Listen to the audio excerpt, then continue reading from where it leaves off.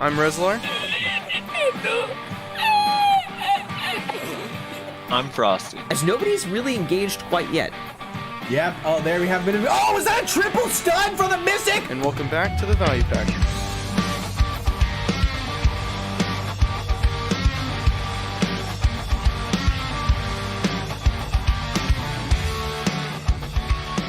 And welcome everybody to another episode of the Value Pack. We have a very special guest today, but first I want to give a shout out to our lovely patrons over on Patreon. Rapid fire through the names: Calahad, Badriana, Hawaiian, Auscultation, Minaria, Jeremy Johnson, My PP Itches, Lord Carrot, Mayo Knight, Talus Acceptin, Infraxon, Vala, Karen, Justicar, and I Has Issues, as well as everyone else who is supporting us on Patreon. Thank you very much, and Reza, everybody. Before we move on, did we get a response to the email we sent to Rockstar, Monster, and G Fuel about the sponsor? Yeah, they said, who? Okay, then we'll continue drinking Red Bull on this show.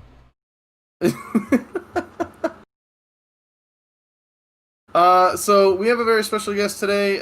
If you are a part of the Value Pack Discord, then you already know because we open up guest questions for her. It is Elly. Thank you for joining us today. Of course. Hello. Hi.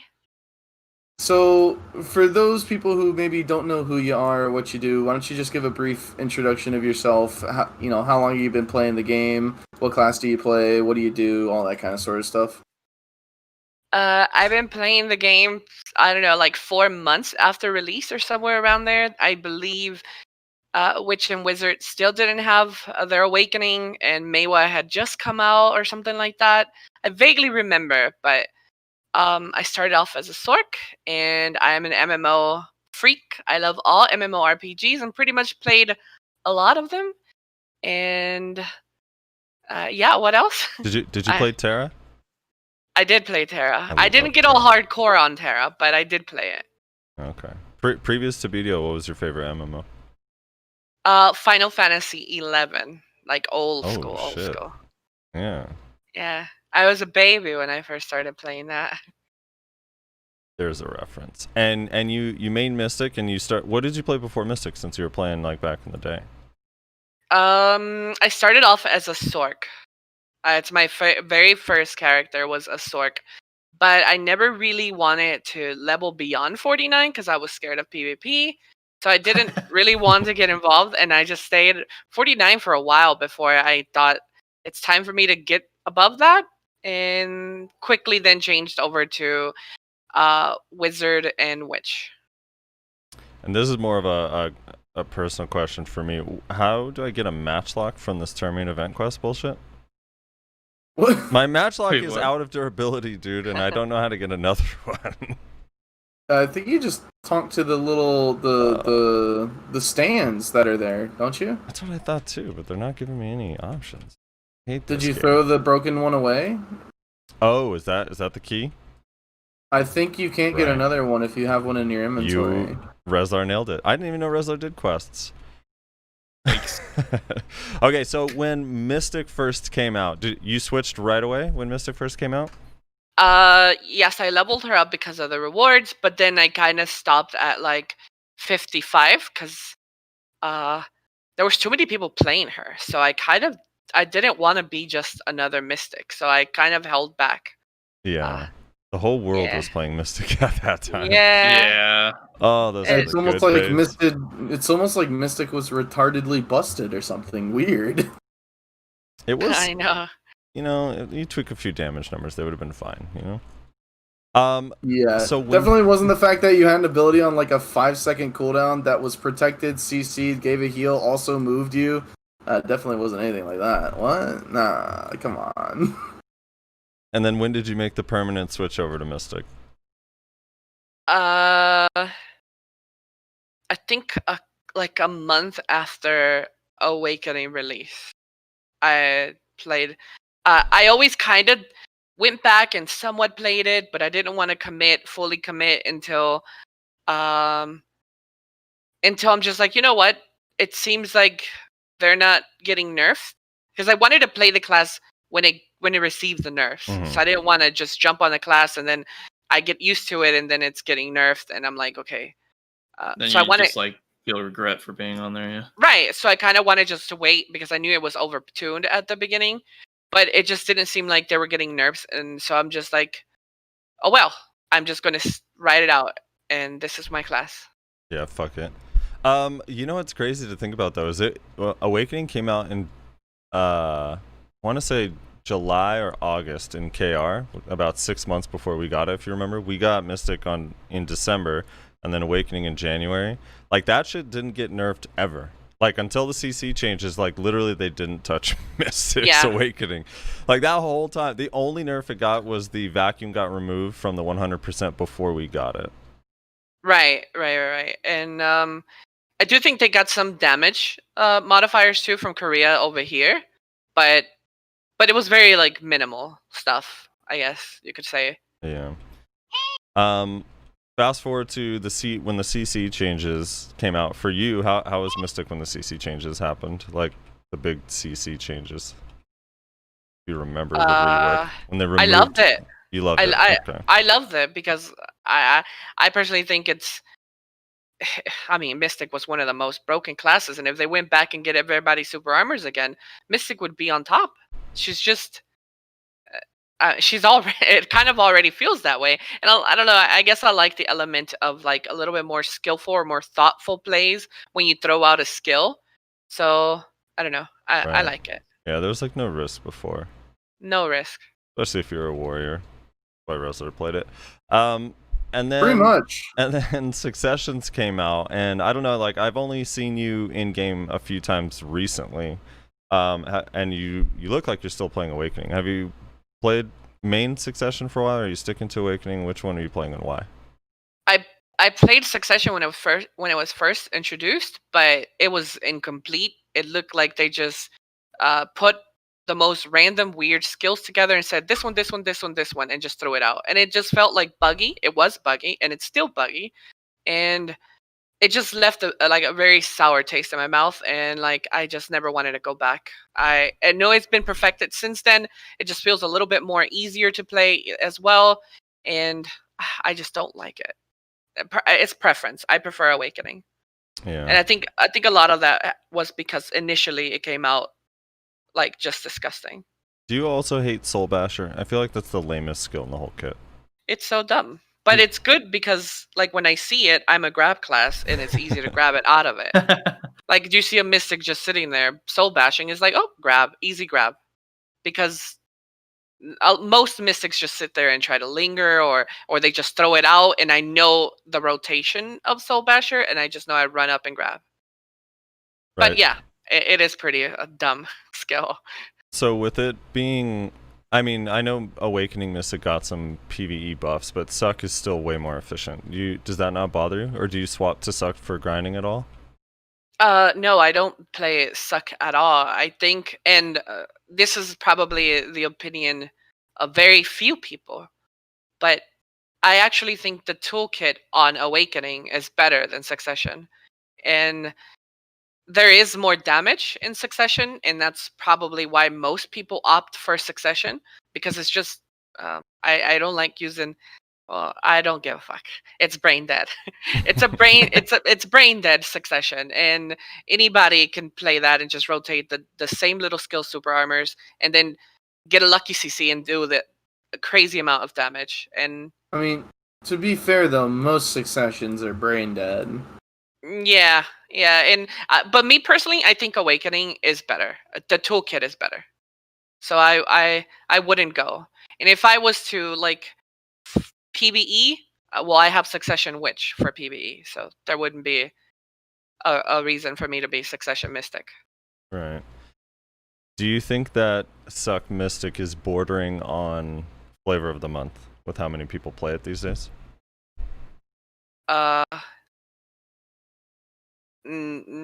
Well, considering all the other classes, no. But considering Succession Wizard is here, Right. yeah, I wouldn't consider it flavor of the month. I consider it one of the easiest Successions to get a kill on. Yes. Okay. Yeah, no, Suck Wizard is like by far right? The most busted, or are we? Is everyone here in agreement with that? I think so. It's hard to disagree. Yeah. So if you were to, is there anything that they could change to Suck Mystic that would make you want to play it over Awakening? Like, what would you change to it if you like? What is it missing for you? Because for me personally, just as an example, one of the reasons I don't like Suck Mystic compared to Awakening is I think even though Spiral Torpedo is not protected, it just feels like it bridges the movement, like how fluid it feels so much to me, and without that, it feels so stiff. On Suck Mystic. That's my problem with Succession. It feels so stiff. It feels like there is no yin and yang. It's just the yin, and I like the switching between Awakening and Succession. It feels good when you play it. It's a good feeling, and I don't think Succession offers that at all. It's just the yin. It's one dimensional. See, it's funny that you guys say Succession feels kind of stiff, because I've told you this before, Frosty. Like, for some reason, I just cannot bring myself to, like, play Mystic, like, any amount of time, really, because it feels, like, ridiculously stiff to me, especially compared to Striker. Like, for whatever reason, I don't know why, it just feels really bad. That is the craziest opinion of all time. Mystic is so much more fluid than Striker. I'd hard disagree with that, dude. I feel when I played Striker for the limited time, it felt stiff. Like, it felt slow. It felt clunky. Yeah. I think Mystic has a lot more, like, I don't know. Mystic has a lot more, like, burst movement. I think, or at least it feels like it does to me, but I don't know. Mystic they have more mobility than Striker for sure. Do they? I don't know that they do. Well, it's a different type of mobility. I feel like Mystic has like a quick burst in speed and it's like really fast. But I feel like if you were doing like a sprint, I think Striker is faster because they just have these long leaps they can cross. And Mystic has to do martial shards, and once our shards are done, we're done. You know, so like a sprint race, I think Mystic is slower. But for like quick mobility and quick little burst, I think Mystic is faster. I don't know if. I think it's the engagement mobility that, like what you're saying. I think that's really what I'm paying attention to. I think Striker's disengage though is better because. Oh yeah, for sure. And I also think like if you're chasing someone down as a Mystic, like maybe it has a little bit more, but you have like Nimbus Strike is so good as an engage.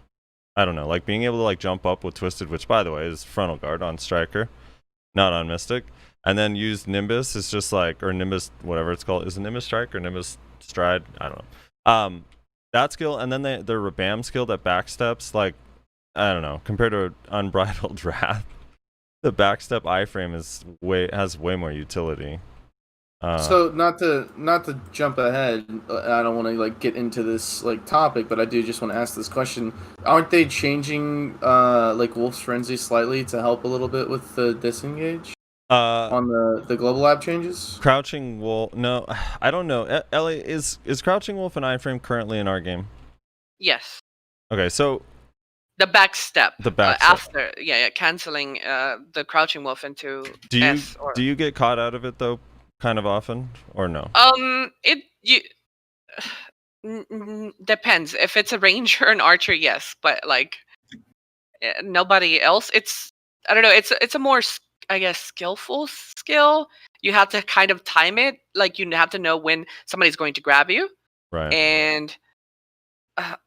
I don't know. I have a really high success rate using it. It's probably like 90%. So I'd say it's a good skill overall. Yes.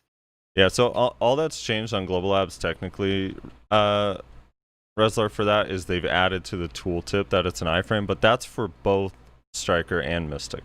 No, but I think he mentioned Wolf Frenzy.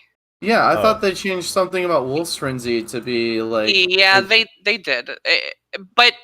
what they did there was, in order for you can cancel it now by doing a forward dash, which is amazing. Because when you went into Wolf Frenzy, you were fucked. Yeah. And sorry for my mouth. Can I cuss? Yes. Oh, we are true Americans. Okay. True Americans, dude. Can you cancel out of both Awakening and Suck? I on believe Global so. Ops? Okay. I believe you can cancel That is a good change. Yeah, and it's good because when you did say you wanted to go into Wolf Frenzy, you committed to like a very low success rate and actually going all the way through with all the hits. So you're committing there. But if you decided to cancel out of it by backstepping out of it, you were screwed. So like no matter what, you went into Wolf Frenzy and you were huge gamble. There's like a 5% success rate on a Wolf Frenzy nowadays. But now you can just forward dash out of it and there's like no penalty there. So that's good at least. And I'm looking forward to that. But I still don't think the skill should be used as often either. Again, because the animation going into it is unprotected. There's a gap there. And there's a chance that you can just get hit out of it in general. So it's a huge risk play. So let's just talk about like small scale for a second. 1v1s, 2v2s, 3v3s, like AoA stuff, maybe small GVGs before they get out of hand. How is Mystic balance wise compared to the other classes for you? Is it in a good spot? Is it missing anything? How do you feel Mystic state is in that sort of engagement? I don't think it's top 5, but I don't think it's the worst class either. I think it's one of the best classes, dual list wise. I think she's really, really good. She has the toolkit to go toe to toe with pretty much any class. I think she's a great class for like 1v1. For small scale, I think this is where I truly believe she shines the most. Mm-hmm. I think in a small little skirmish fight, say 5v5, the team with a Mystic, I think, will definitely put a lot more pressure. A really good Mystic will put a lot of pressure on the rest of the group with a vacuum, with the amount of slows. We're talking about Awakening because that's what I play. Right.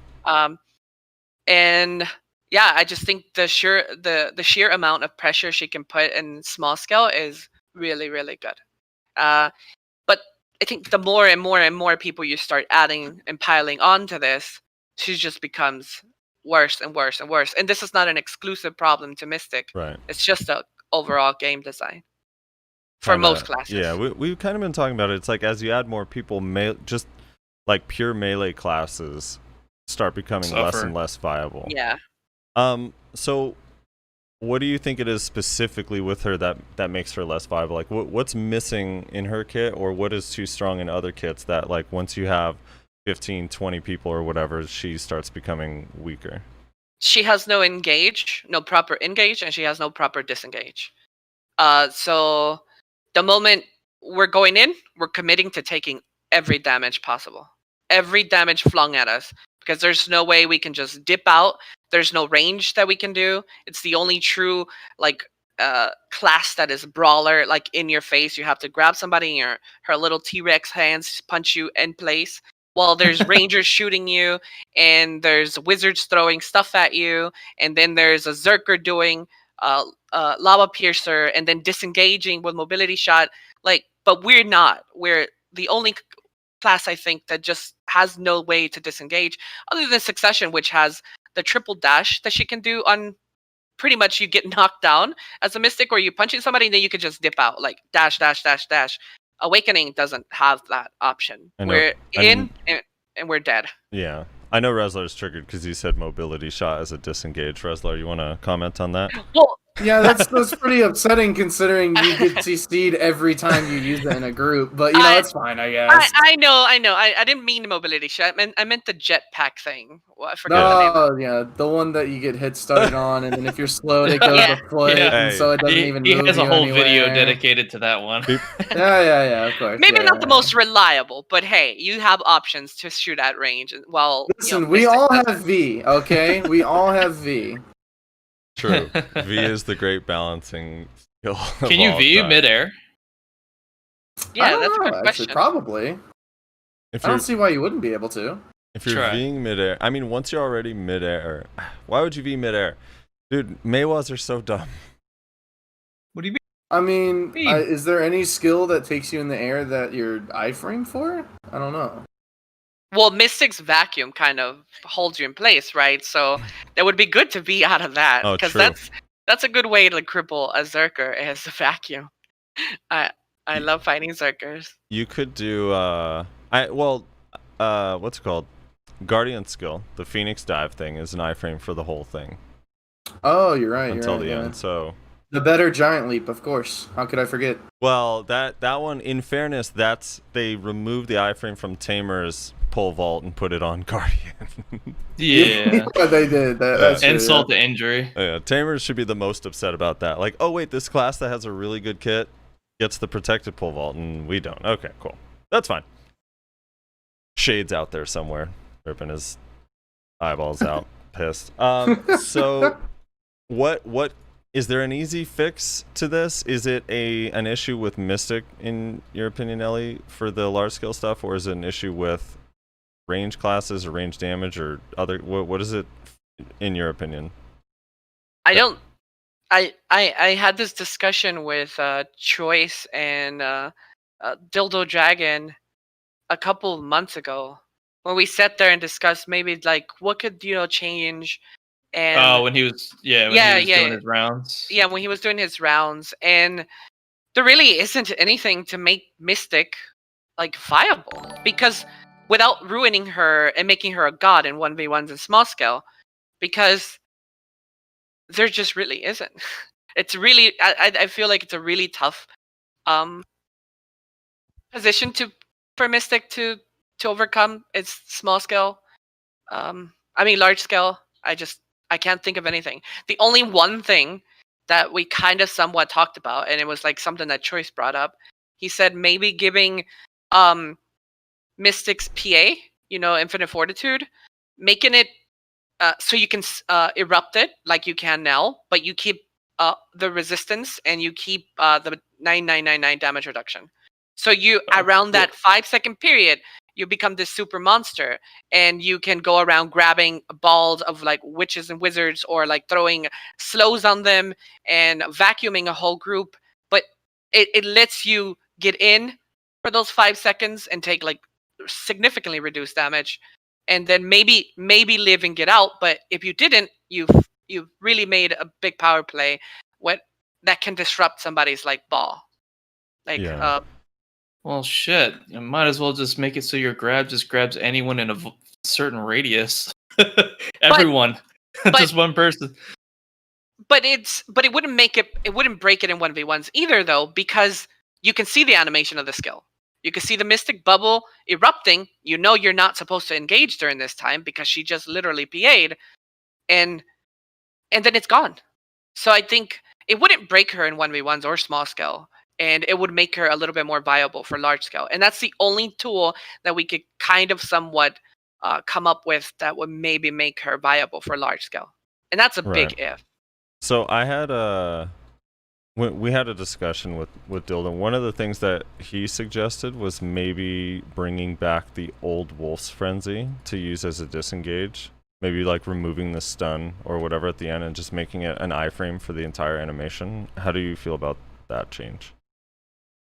Oh, that would be amazing. We don't have any engages. So that would make it good for an engagement and a disengaging. Why not make it have a secondary feature function where basically if you target an enemy, you would obviously engage on enemies. If you target an ally, you would flash and teleport towards allies in melee range, for example, and maybe give them a little mini shield or something like that. Kind of give them some utility in that regard as well. Because that makes it kind of useless in 1v1, so... No, it would give it the same feature that I would already being proposed.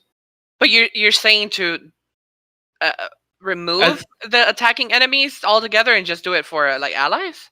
No. Have a secondary feature. He's trying to have both. Yeah. If you target an enemy, you would do the engagement type tool where you're engaging on your enemies. But if you target an ally, it would actually just teleport you across allies, thus either disengaging you or repositioning you within your group, and maybe giving them some sort of like little shield or something like that to maybe block one hit or something like that. That wouldn't be bad either to to add on to what Dildo already said, that wouldn't be bad. But Just like a problem is weird that little change, secondary that change feature. is too pie in the sky for Cacao and Pearl Abyss. It would something never- definitely needs to be done about Wolf Frenzy though, because I think they completely just killed that skill. And maybe there's a big if the skill is even going to be viable after these new changes. My money is on it's still going to be very, very situational with a high risk attached to it. I started getting hope with some of the changes from last week, and just occasionally how some classes' mobility skills, they're finally removing CC and giving protection on skills that are like kind of always needed it. And then but some of them are just I guess it's never going to happen. Like when the CC changes first happened to me, it never made sense that Wolf Frenzy kept that stun at the end and then was unprotected during the hits, because it's like I don't know. But it wasn't. It was protected during the hits when it was first introduced. When it was first introduced, and then they removed it. But when they removed it, I felt I don't know. It just killed me inside. I'm just like, dude, remove the CC. Remove the CC at the end, but keep it or safe. If you're gonna remove the protection, like leave all, because remember it used to be a stiffen on every hit. Yeah, like, on every other little punch. Maybe add that back. We could just stiffen the whole group. You could stiffen a whole ball. I don't know. It's just like weird. I don't know. It's sad. Or Kuno's Lunar Dash and Awakening. So let's get a little bit more specific with the Mystic in 1v1s. What are its strong matchups where you feel like you're going to win no matter what? And what are some of the weaker matchups where you feel like Mystic's at a huge disadvantage? And also, if you have any surprise ones that people would be kind of surprised to hear. I think I'll start with the weaknesses. Mm-hmm. I feel because of our animations leave us in place for a while, I think dealing with ninjas and kunos are probably some of our toughest matchups, and rangers and archers, because we are a melee class, a true melee class with no real proper engage. It's kind of hard to engage a ranger and an archer without getting blasted and or CC'd on our way there. So I think Archer Ranger and Ninja Kuno are like our worst matchups. Right. And I think what we are really good at is Musa, Mewa, just because Vacuum puts so much pressure on these two classes. And if we actually had iframes, we could get out of it, but yeah, I mean, you guys do, and for the most part, the really good players do know how to time a successful vacuum grab or a successful vacuum CC that hold on to their iframes. And I used to be able to, but the servers degraded to the point where my iframes just don't function properly. But it is a gamble still. I get those Darth Vader grabs from those situations, and then I just get killed because when I finally get set down, Mystic just has a shitload of knockdowns in their kit, and I just get killed anyways. Yeah, I think Musa and Mewa, because of that, because the thing with Musa and Mewa is like they control the battlefield, right? They engage and disengage when they want. It's their rules. Yeah. And when Mystic comes in there, well, it's a Mystic's game now because we vacuum you and you're in our turf. So I feel like it puts a lot of pressure on a Musa and a Mewa, just vacuum alone. But then you have the slows, which kind of disrupt their combos. So you land a slow, and I'm assuming because every time I fought a Musa and a Mewa, they have a harder time to one combo me when they're slowed, which goes for everyone in the game. But it hits us a lot more because we don't have a grab to just set up combos how we please. So a lot of the time, it's when we finally get that CC, we need to make it happen. We have to take you out, kind of thing. Otherwise, we're just resetting the fight, and it's just like this whole cancer game where we're gambling versus vacuum, being a far enough reach to suck us in and then get us grabbed and killed. So it's just a huge coin flip on it. It also we doesn't have to make help that combo. That's easy kill. during Mystic's vacuum, that Mooses and Mewas think that they're drowning in real life and start panicking. They have a panic attack when they're in there. That's This so is funny true. to see. The typical. It's so the, funny to see, dude. the typical reaction for Musa or Mewa when they're in vacuum is fuck spam skills. Hope to God it fucking gets me out, or I counter CC them, or whatever when they go to grab me. That's a very common reaction. Hold chase until you're completely out of stamina. So at the end of the vacuum, you're totally safe. Yeah, basically. It sucks too, the nature of the game, and Literally. like the coding, the desyncing and stuff. It doesn't help that. No. Like the moment my vacuum ended for me, it's still going on for him. So I'm like, I have free range to kind of move around a little bit, and while a Musa and Mewa is still just stuck there like a fly. So and that's the same thing with a Zerker, and I feel like Zerker is also one of our easier matchups, because. Well, we slow them, and they're really bad with slow.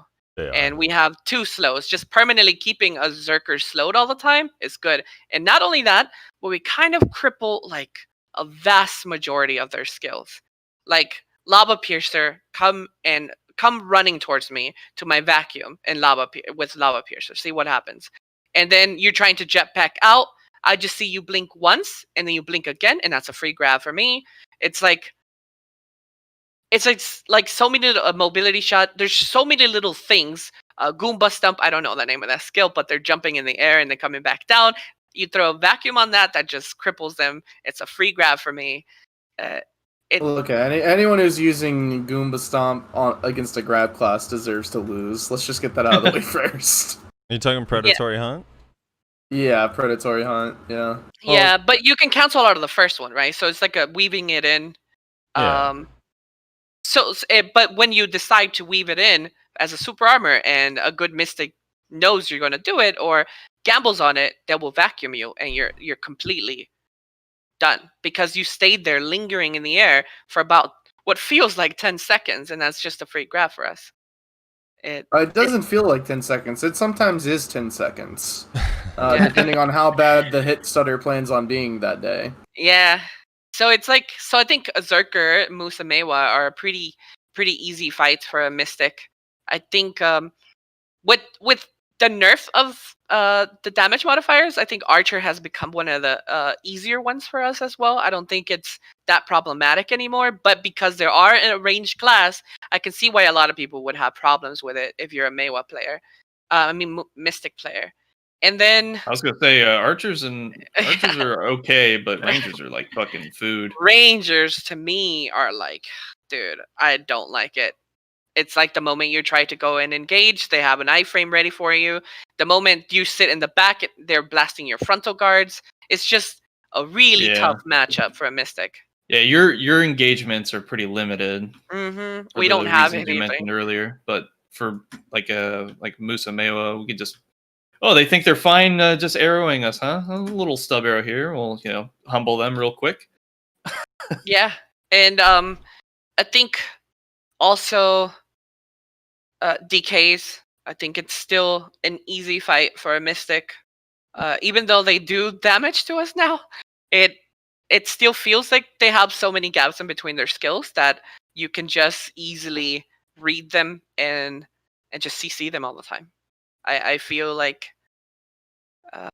even this is speaking versus a Succession DK. I feel it's easier. So what about the matchup against a Sork after the damage changes? Because I know Sorks are kind of struggling against Striker Mystic right now. Are they really? Yeah, they are. Good. I think we take 30% less damage from them now. Or something wow. Like that. Holy that's shit. the thing. It's not like what. Fuck them. Poor Sorks, dude. Yes. I mean, they still hurt though. Like a high AP. I have no sympathy. They've had their time. Me neither, dude. Oh. They had their time. Well, I still think even before all this though, I still think the matchup favored Mystic. I still think the matchup favored Mystic versus a Sork. But I think it's one of the most coolest fights too, because like you're constantly looking for those forward guards to punish a Sork in. It's a very skilled fight. Sure. Yeah, I love it. It's really, really fun to fight. And I still think it's one of the tougher fights, but I think it favors the Mystic, and I think with these new modifies, I think it just made it easier for Mystics. But yeah, Yeah, you that's just, my you just take get on right that. up now. Poor No, it's funny Sorks, 'cause what a sentiment.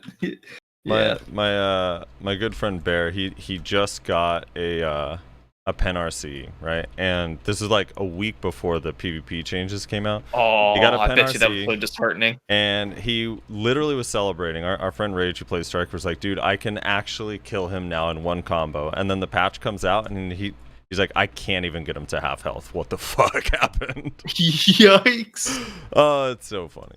Poor guy. But it is interesting, though. It's like all the magic classes now kind of do a little bit more damage to Striker Mystic, and then Sork went in reverse. The one class that didn't really have any trouble doing damage to them went backwards. What about Warrior? Because a lot of people are having a hard time with Warrior right now. Slashing damage is kind of crazy. People are just getting better at Warrior. It's good at PvE, so more people are just playing the class in general.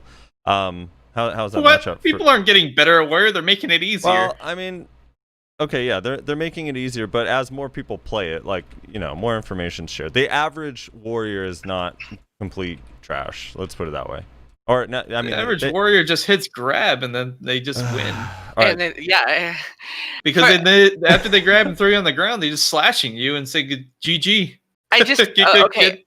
Yeah. With Warrior, I feel like they've made it way easier now, and I feel like it's only going to get so much worse. If I don't see like a bunch of people rolling to Warrior after next patch, then they must be lost, because Warrior's just going to get even more nasty. He's already nasty now, but not a lot of people are like seeing that because it's not that visible.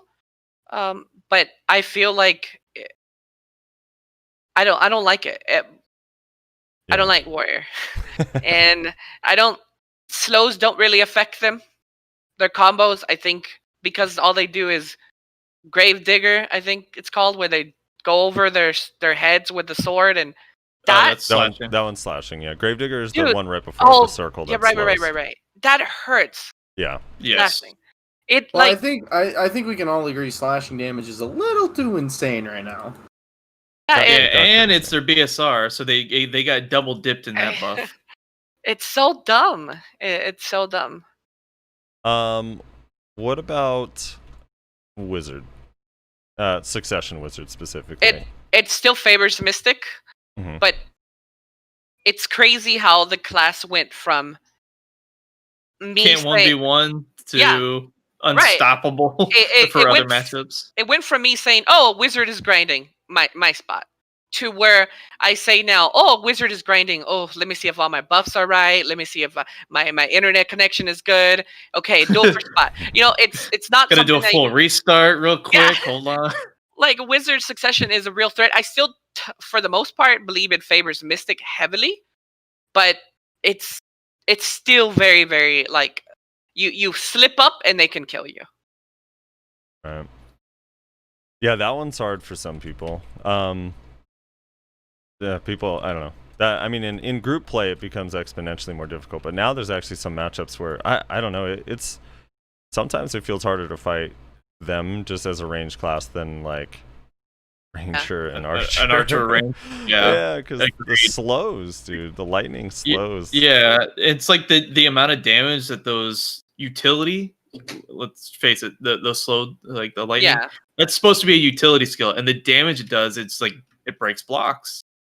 I mean, mind you, my situation's obviously a lot different than most of you guys's because my gear's not up there, but like I'm sure you guys feel the same kind of effects in some capacity. Oh no, totally. Yeah. Speaking of Suck Wizard, did you guys see the picture that I posted in general chat the other day, yesterday? No. I killed Odeer at Shere Khan with my archer. What? Yeah. Did you really? I posted the picture. Scroll up. I posted the picture and then I posted his gear so that people who didn't know who he was. Was he piloting? No, he wasn't piloting. I can say for a fact he wasn't piloting. Okay. All right, Let's here's just my fuck away. question, because in your screenshot you have 202 AP. So who whittled him down for you? Is the question. No, it was all me. It was like a fucking like a 10-minute fight, but it was all me. He was never able to kill you when you have 282 DP. He didn't really try. Is the thing. Yeah. He may or may not have not even been at his computer whenever it happened. So Okay. Noted. Since we're on the topic of Suck Wizard, Briz TV sent me a link from his stream, I think recently, where he got a GM response saying that they are aware of the Wiz balance issues. I put it in the Discord group. Good vibes that messaged him? No. It was GM death, apparently. Okay. So they are aware. And yet those are the changes we got. Okay. All right, what about Kuno, Elly? Because I know just being a Kuno, I hear things, and I've seen your stream before, and I hear a lot of complaints about Kuno. I think her damage is insane. I think Kuno's damage is insane. I think it needs deleting, it needs erasing. You can't keep up with her. Her mobility is crazy. Like at one point you start the matchup like really far away from each other, and then she's behind you with a CC, and then it feels like she's just gone again. And it's like, at least from a Mystic's perspective, there's hardly anything we can do, because it's like you're moving so fast all the time, and you can engage and disengage, it feels like, really, really fast. And nothing we can do. And the moment we get floated, we're dead, because your damage is sure to kill us. I feel like the class is very strong and is very they overlook it a lot, and a lot of people don't see it as good as it is, because, well, there's only like 2 Kuno players or 3. See, I always come back to why do you think there's only a couple? Well, me personally, since I'm like on Arsha most of the time, PvPing and stuff, I noticed you, Kitna, or whatever his name is, and then I noticed Greki from Black Rose. Yeah, and that's like Gracie. Yeah. Gracie. Yeah, that's it. I don't know of many others, and maybe there's a couple of other little ones like from Skirmish, the guild. They're just all in stealth. That's why. They're all. I don't think the number exceeds like 10 or 5 even. I think maybe not active PvPers. Yeah, it's possible. Yeah, not active PvPers. It's very Kuno is definitely, especially just like any Kuno, it doesn't matter if it's Awakening or Suck. They are rare to find. Except for like any other class, like Wizard, Warrior, you see them running rampant. Ninjas, you still find running rampant. Archers. I don't see Valkyries very much. I don't see Kunos very much. That's another one I fucking want to discuss. It's mostly just Frosty when I'm killing him, when he thinks he's gonna just gear check me, that kind of thing. Yeah, no. So I think Kuno's a great class, a great duelist. Right. Do you think it actually? So, if I could defend for a second, part of I think what the damage, the high burst damage is because Kuno doesn't really have like a protected combo like a lot of classes do. I know. So, do you think though that it needs a nerf, or you think it's okay, or I think Shadow Stump does a lot of damage. Mm-hmm. I would be okay with the amount of damage it did if it wasn't like, if she didn't have stealth and she didn't have the ability to get in and out so quick.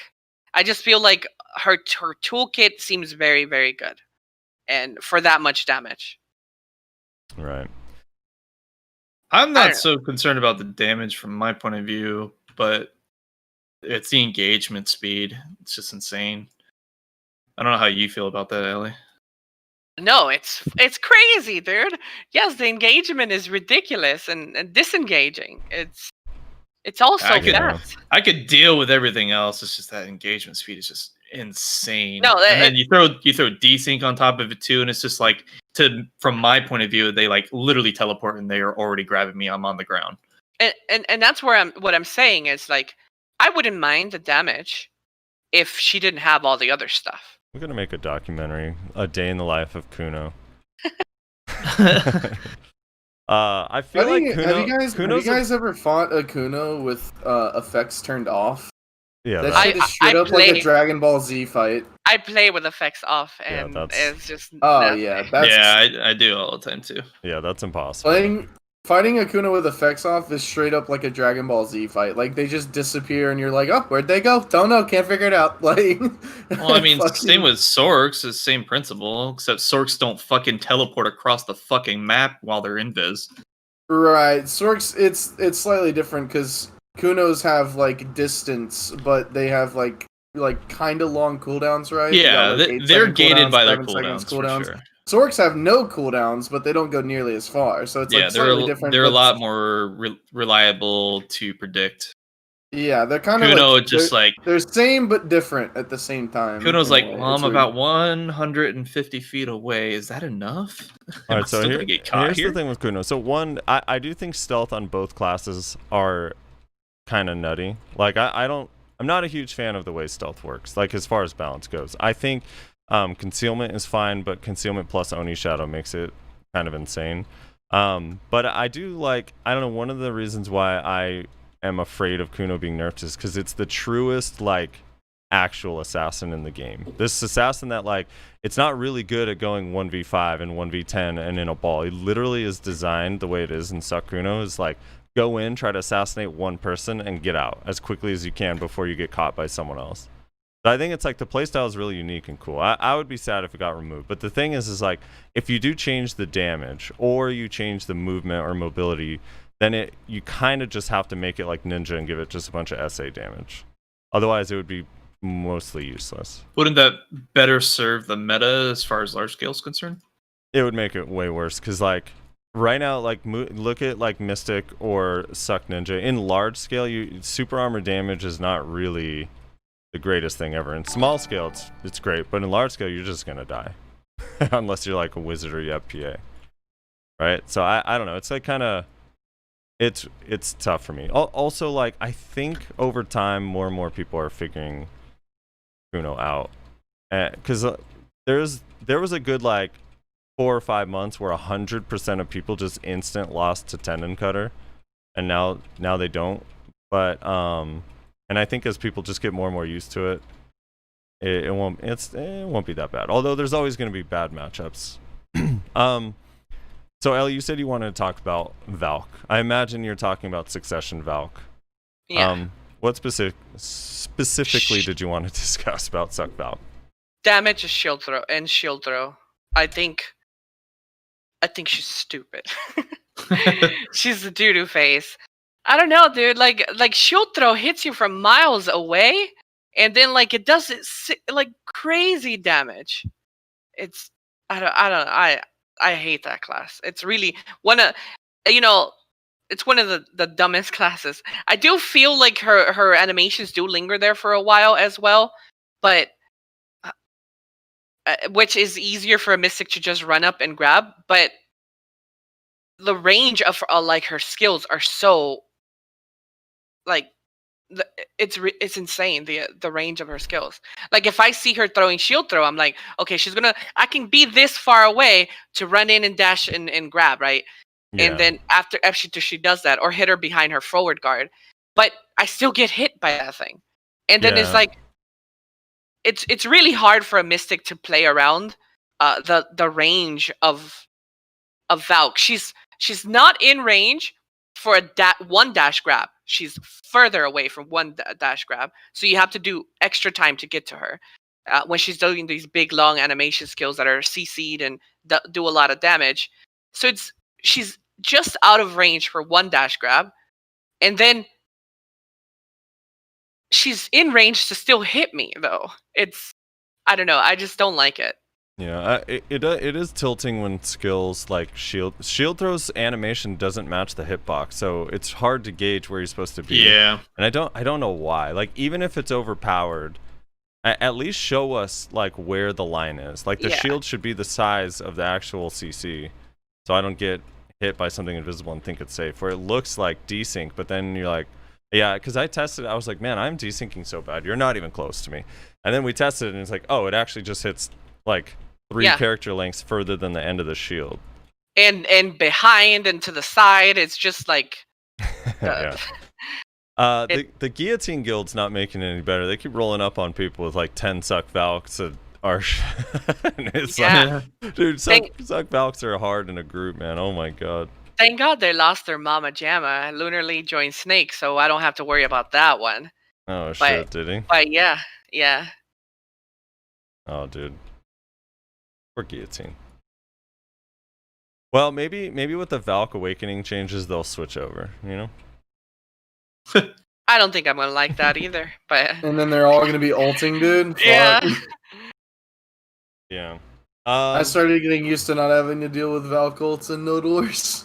I think something happened to Valk where a lot of people kept complaining, or it felt like she was underpowered, and they just buffed, and it feels like what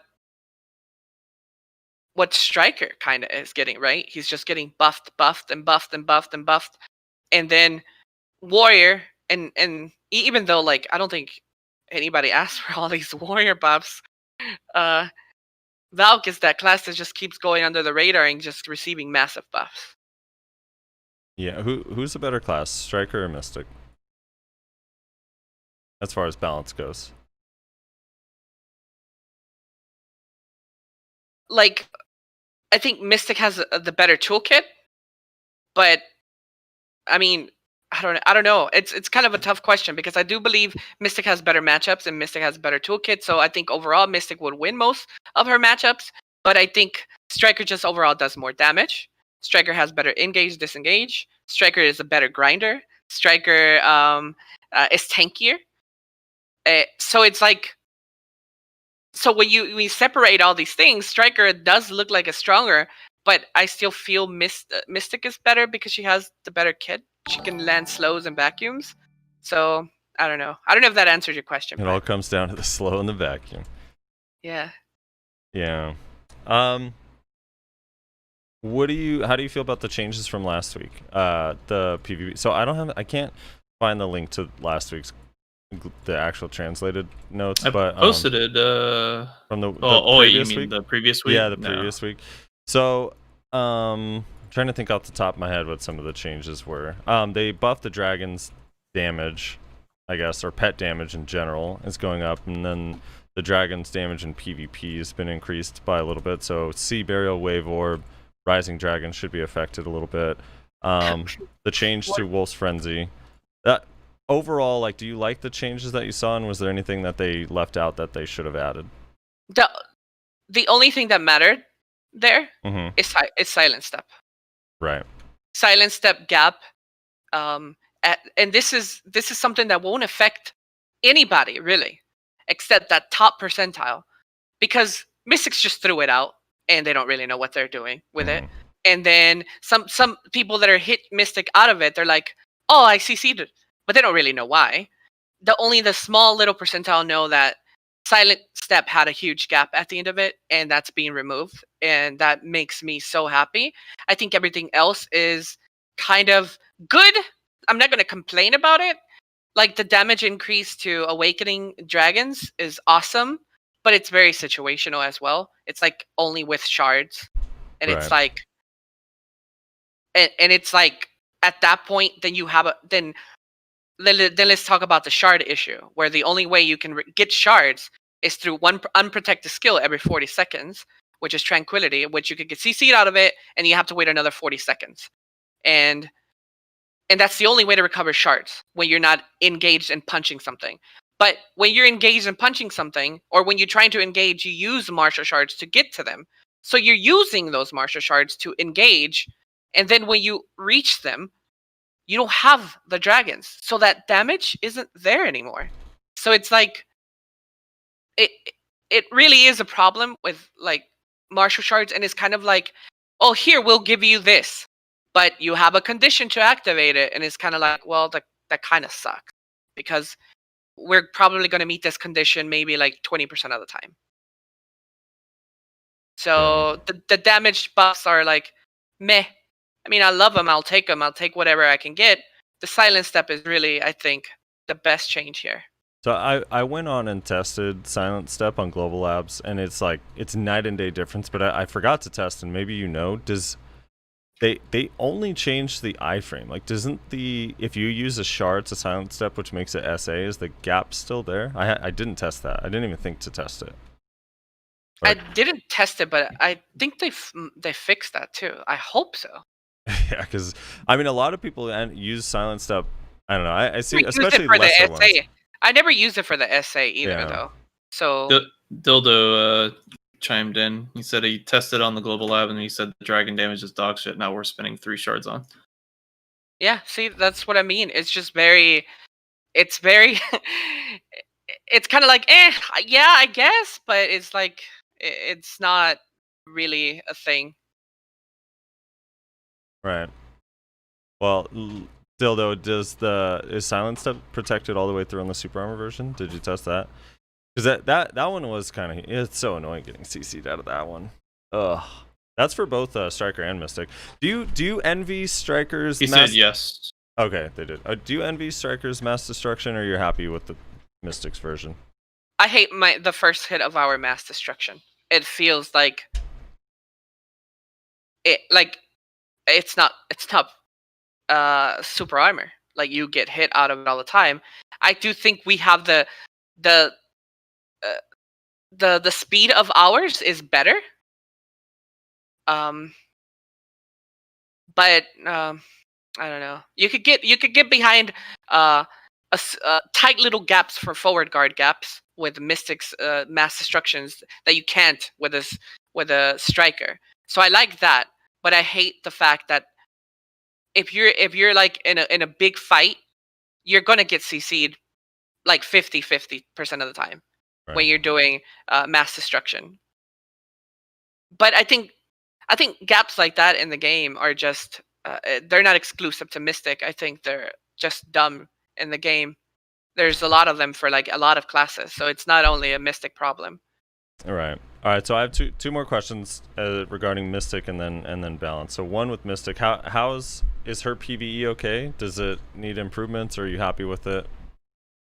For Succession, it's and again, sorry, like go back to a class that I don't play, but Succession, it seems to be okay. I don't think there's any Mystic Succession player that would complain. For Awakening, it's still bad. It's compared to all the other classes, it's not great. But I guess what it has going for it, if I can say anything positive, is that we don't have to worry about dying. But yeah, it's we can get into these lower grind spots with or higher grind spots with minimal gear and be okay compared to most classes. So that's a good thing. But I think to make the most of like a grind spot, Awakening Mystic suffers like compared to other classes. Not and this is not, I know Mystics, I'm not saying that we're like buff us please in PvE, because there's classes that have it far worse, but we're not Succession Witch or an Awakening Warrior or even a Succession Wizard. We're like grinders, like we're not the top of the as we used to be, which I'm okay. I don't really need it to be top, but it would be good if we received more PvE love, which I think we did get a bit of PvE love with the last patch. Our dragons do more damage for some PvE skills, so I guess. Hey. Okay, so overall, as far as PvP balance in just the entire game in general, not specific to Mystic, what is the biggest like glaring issue with PvP balance that you think needs to be fixed? PvP? Yeah, PvP. Engages and disengages for Awakening. Okay. Well, what about like as far as like overall, like, so I know a lot of people hate PA. Do you hate PA? Like protected area? On my class or overall? Overall, just the class on Wizards and how it affects Siege and stuff. Or I hate how like you'll never hear any guild or any, in quotations, good guild say we need mystics. That's like never going to be said. And I hate PA for that. Sure. Because PA is like the reason why you wouldn't take a lot of other classes. Yeah. It's so funny how it's like it kind of the saying I hate PA for that kind of goes both ways with Perlibus and Protected Area. Yeah, I know. I thought of that too. Yeah. But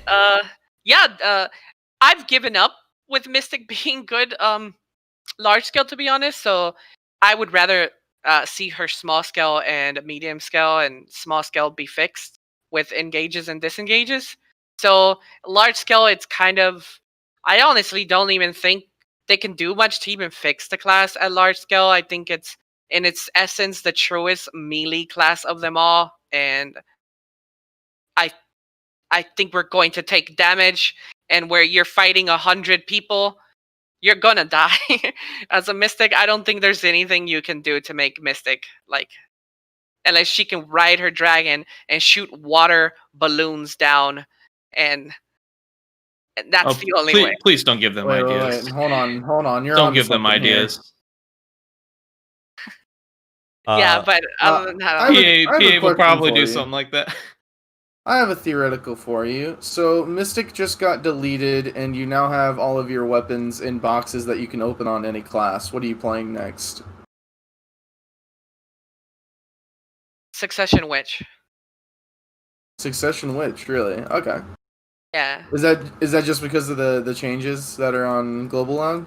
No, I genuinely have fun with the way Succession is now. I'm like one of the 3 witches that plays Succession Witch and actually enjoys it. I know, I'm dumb. I'm a masochist, I love pain, I guess, I don't know, but I love the challenge. It feels like a fucking dumbed down water version of Succession Wizard that's been beat up, fucking cut, scarred, and she's like has one leg, one arm, but it feels good to fight and win sometimes. Yeah. You're about to get an arm and a leg this week, though. Oh, she's about to get everything. So I'm like really happy that like I took the time to kind of know the Succession Witch a little bit more. So yeah, I'm happy. But overall that's going to happen. But I'm not happy for the game because again, we're getting another cancer class, so that sucks. Yup. Yeah. Rosalie Nash, you guys. I'm gonna become a strictly PvE Maywa. After this patch comes in. That's my favorite kind of Maywa. Yeah, same. That's the only type of Maywa that should exist.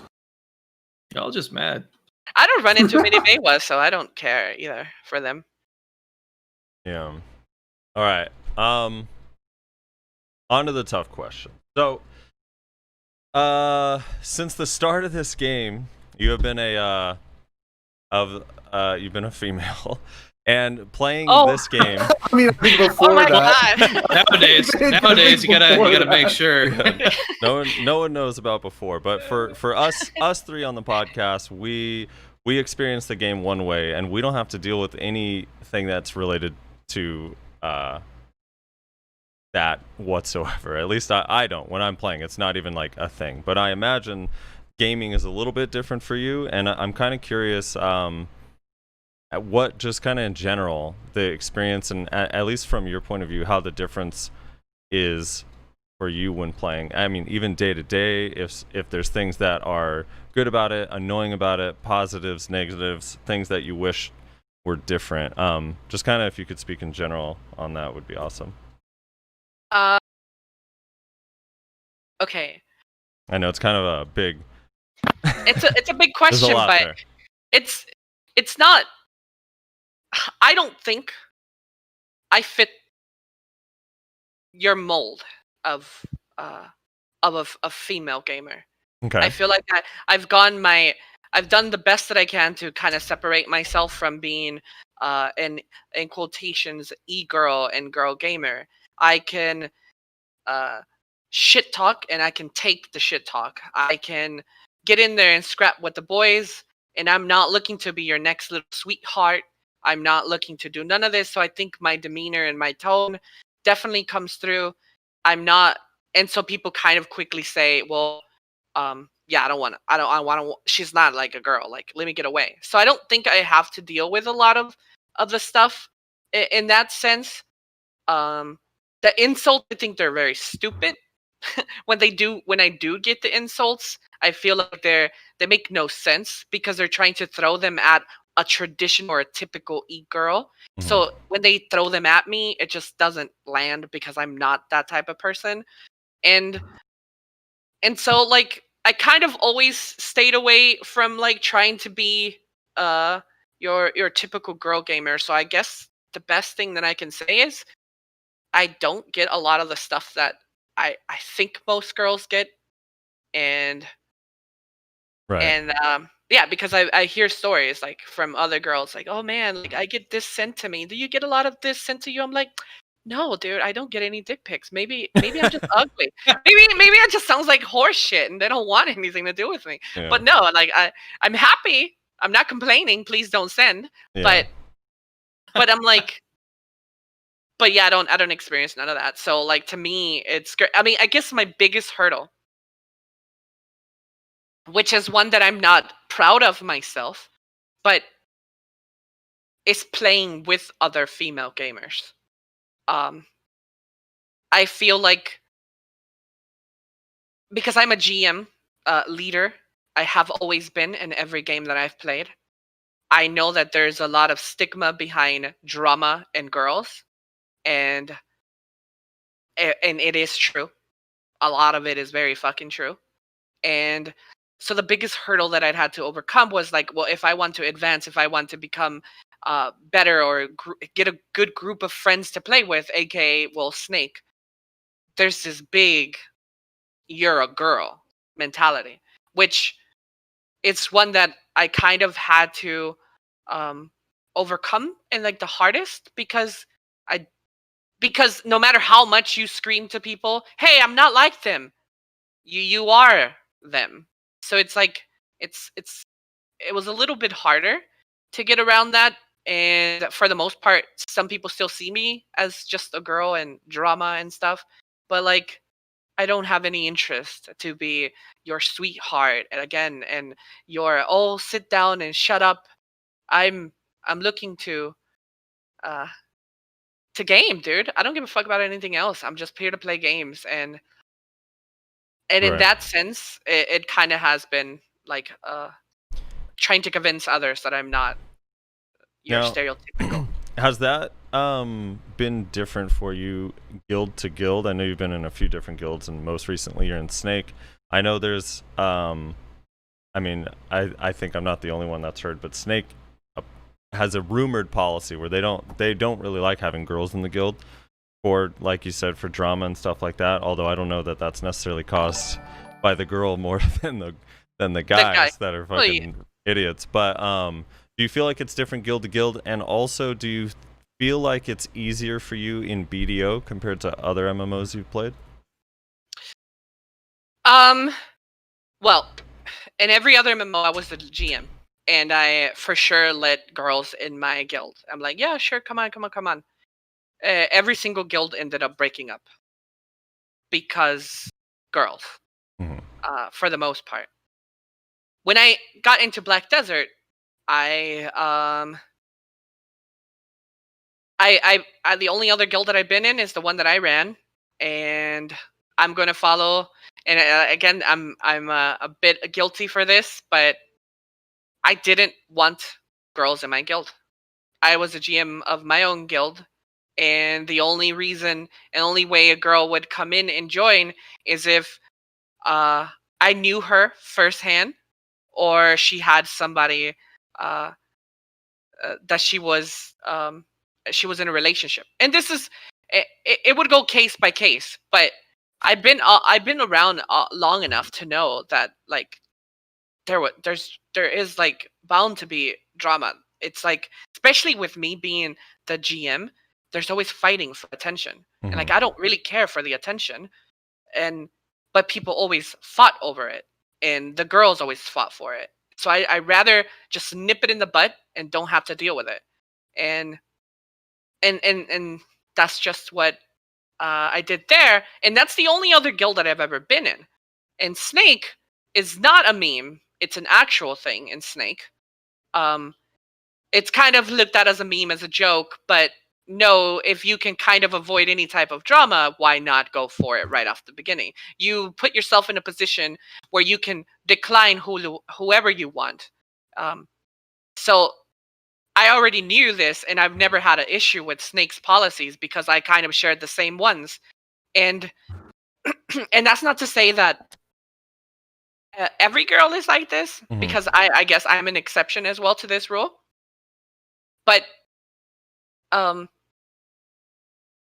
But yeah, like you're right. It's typically not the girl's fault.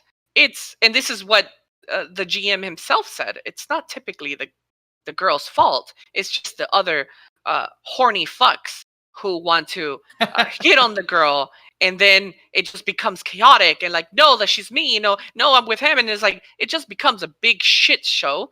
And in order to just avoid all that, why not just not invite the girl? So yeah, there's that. Yeah. Elegantly put. And when I was GM of the shitty old guild Hex, like we didn't have a lot of girls in the guild, although not necessarily by choice. That was just no one wanted to be in there. But when we did, it was definitely it was difficult just because at least for me as GM, we weren't like a siege guild or anything like that. We're small and we're just trying to keep people going to node wars and stuff. And the amount of times, like the people that you think that you know and respect and are good people, that you end up seeing screenshots just a few weeks after a girl joins your guild of like horrible shit they're saying, you're just like, what the fuck is happening in my guild? It's not a lie.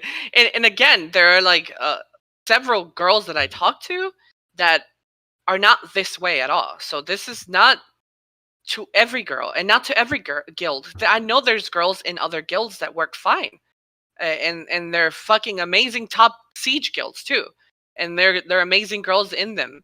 But so this rule doesn't apply to everyone. But there is, and I think it'd be ridiculous to deny the fact that, well, there are those type that just love to steer the drama and be part of it, and it sucks. Right.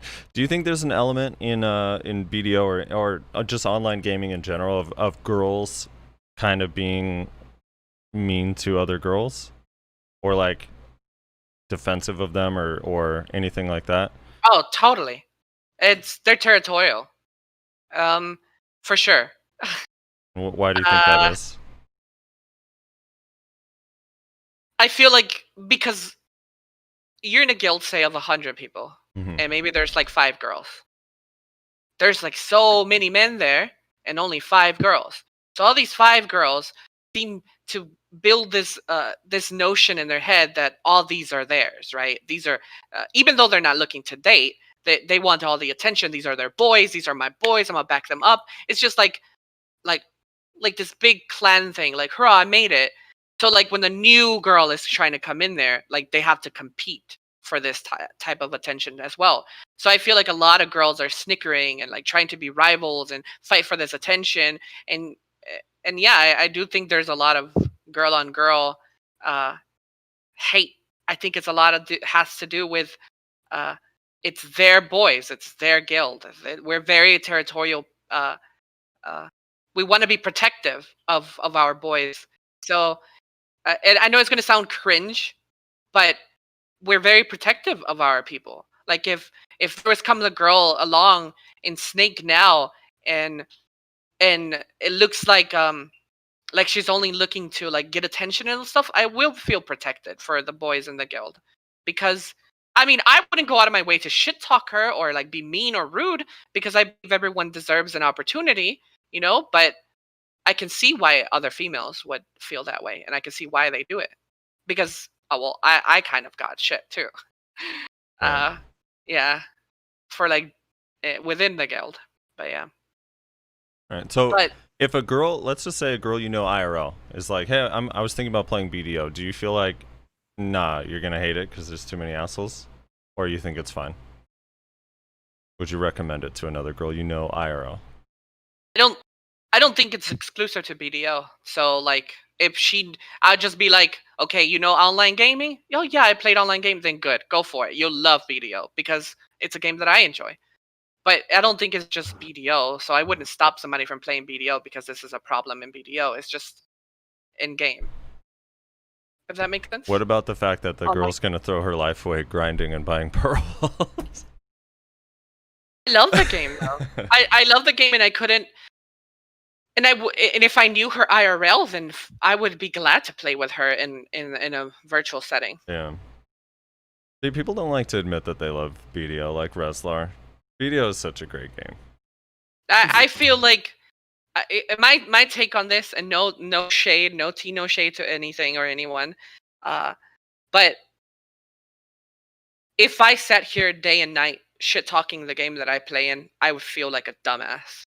Yes, exactly. Because it's like I feel like if you don't want to do something, then don't do it. Like if I don't want to be in a situation, I'm not going to put myself in that situation.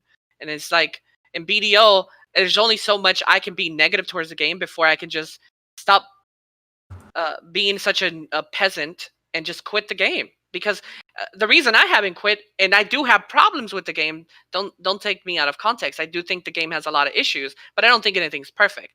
But I feel I still, for the most part, am here because I enjoy the game.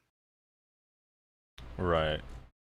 Let me go to let me Very fair. I also don't like how you mischaracterize what I say. I think BDO is a good game. The issue I have with BDO and why I find it so frustrating is because I feel like BDO could have been an absolutely amazing game, but the changes that they have made from launch have just fucking wasted the potential that this game has. It's still a good game. I don't think BDO is a bad game, but it could have been so much better, in my opinion.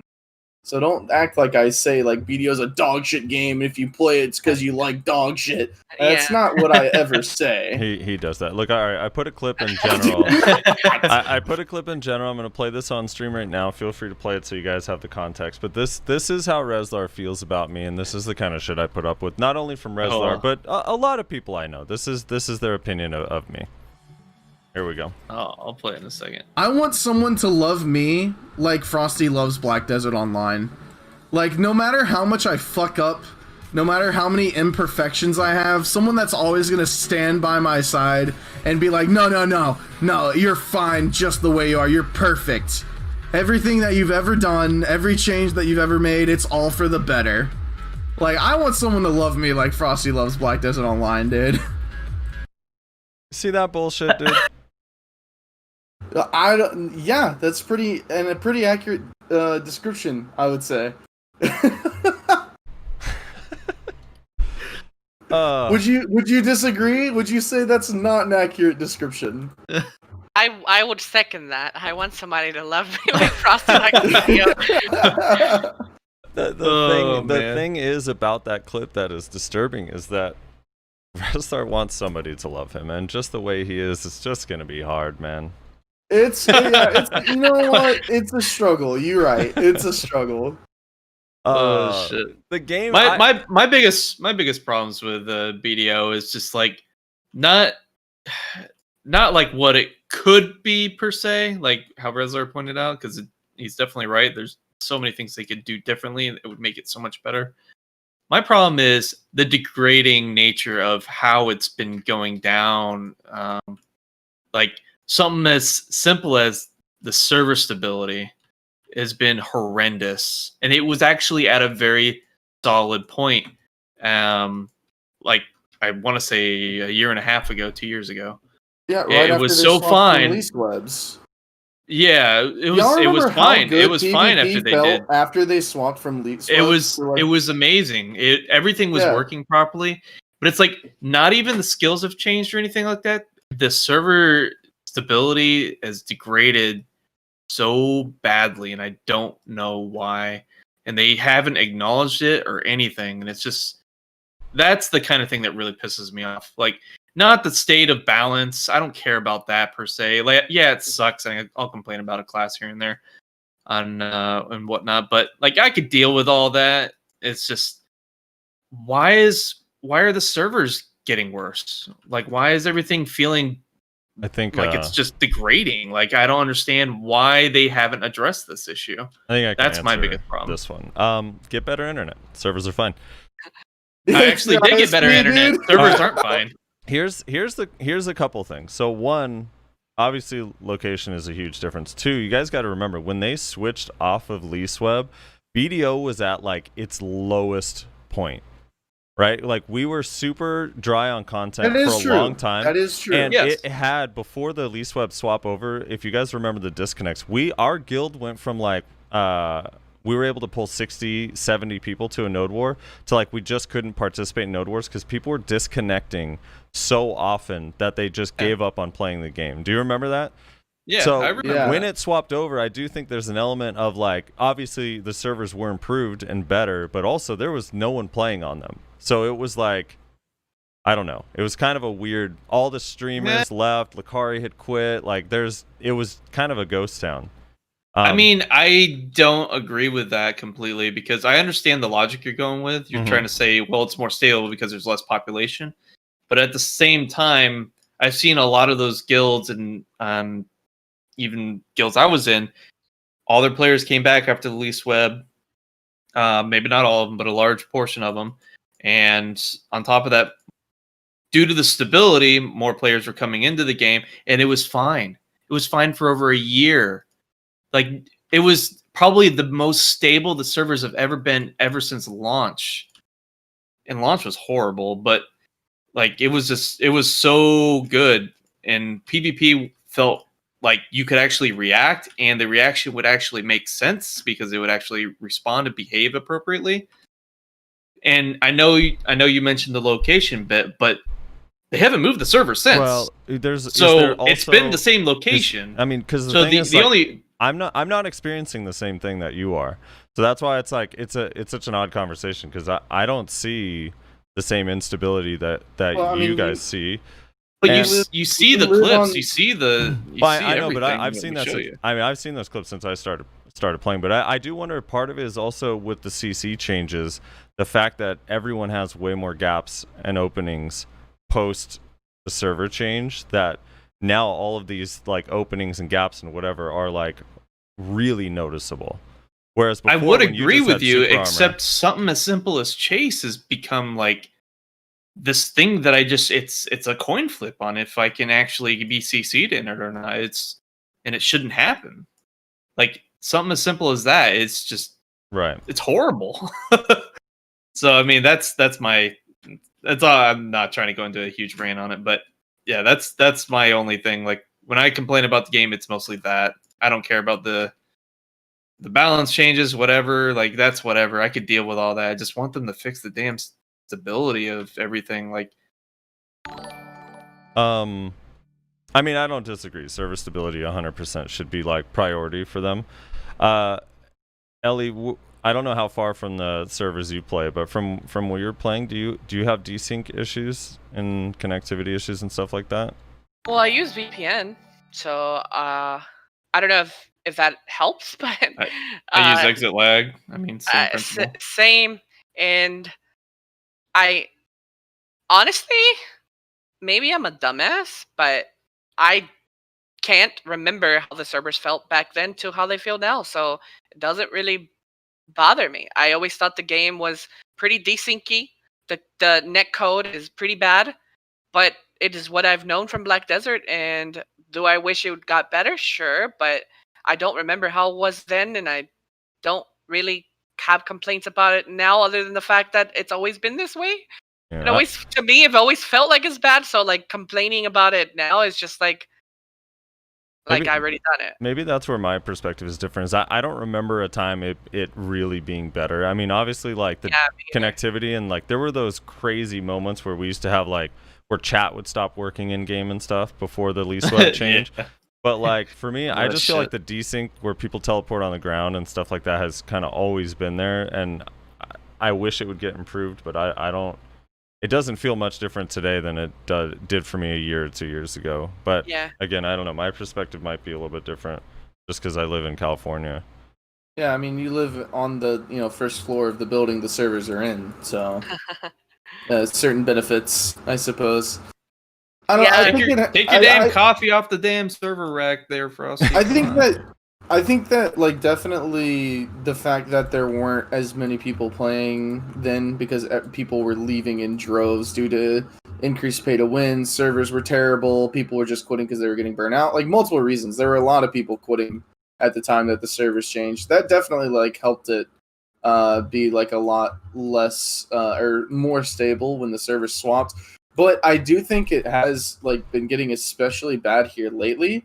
We literally every node war, like Mina or Val or like someone is DCing like at least like 2 or 3 times in our node wars. And it only like I don't know, I feel like it's been getting worse recently. Yeah. I don't know what's been going on, but like I don't know if it's Lease Webs 2.0, but some shit's gotta happen because it's been like especially bad lately. The I've been contract. noticing. What was the theory back before the swap there that the contract was running out and they were fucking up the servers to try to force them to re-sign? Maybe that's what's happening. It was. I think there was something like that. Yeah. Yeah, maybe it's that. People have been saying that the contract has been going out for like 3 years now, though. Yeah. Like at this point, anybody who says like, "Oh, the contract's going out," I'm like, you don't fucking know a goddamn thing. we said the same thing 3 years ago. That's the thing with Black Desert and like the community. I feel like all of them just make shit up like 90% of the time. Oh, like Korean players don't experience this, so that's why they're not changing this. And then like Korean siege guilds don't use Witch and Wizard, so that's why PA doesn't get nerfed. It's just so much bullshit, and I wish everybody just shut the fuck up. My favorite Korean lie is that Korean ping is so low, so people don't know that Sorks are overpowered. Oh my god. No, they do know Sork is overpowered. I've talked to some Korean players. I know, they do experience the desync. That's the rumor. I love yeah, that. they do experience the desync, but they do actually have a more stable connection due to their infrastructure because they're a smaller location. I think what we can learn as a community is just worry about what the fuck we have and what we're doing.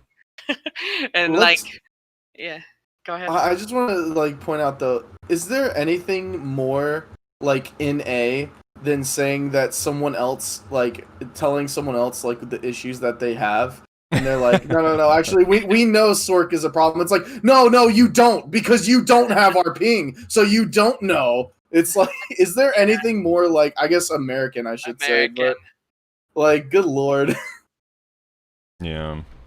That's pretty clutch. All right, do you guys have any other questions for Elly? We have guest questions. Guest questions, yeah. I do have one question, Elly.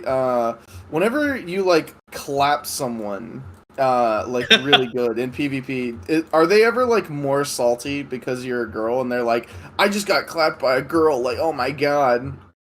Because I feel like I've met people in like Overwatch that like whenever they get killed by like someone and then it turns out that that's a girl, they start harassing her like on the basis of being a girl, and it's like, dude, I feel like you wouldn't be this salty if it was a guy that killed you. I'm just saying, like, yeah, 1000% yes. I get like, oh yes, and it's weird, but it's okay. Yeah, it's complex. People can't handle it.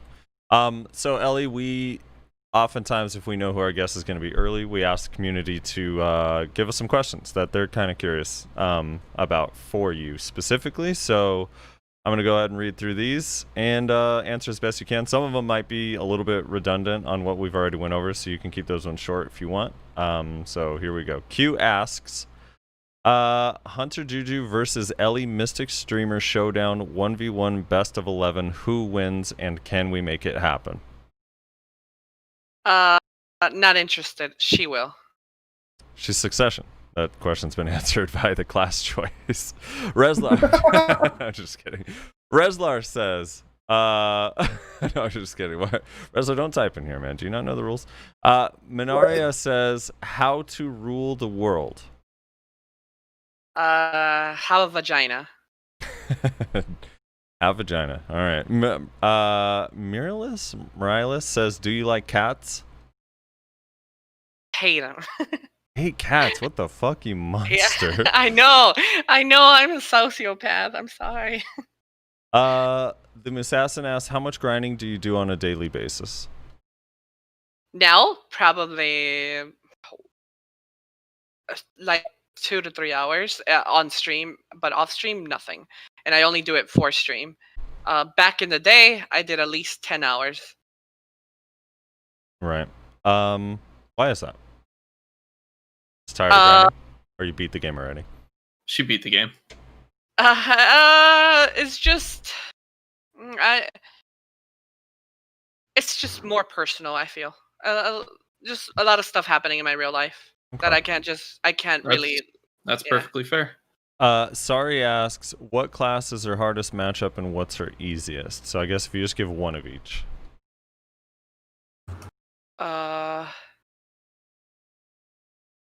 Kuno, and then what is like easiest? Yeah, easiest.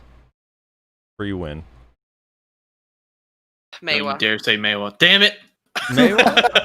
is Meiwa easier than like those rare awakened witches that still exist? Oh yeah, Awakened Witch. Sorry, my bad. Yeah, Awakened Witch. Thank God. Woo! All right. Yeah, I don't want anyone thinking that Meiwa's bad. It's just not. All right. Morales says, how did you start streaming, and do you feel like being a girl made any difference?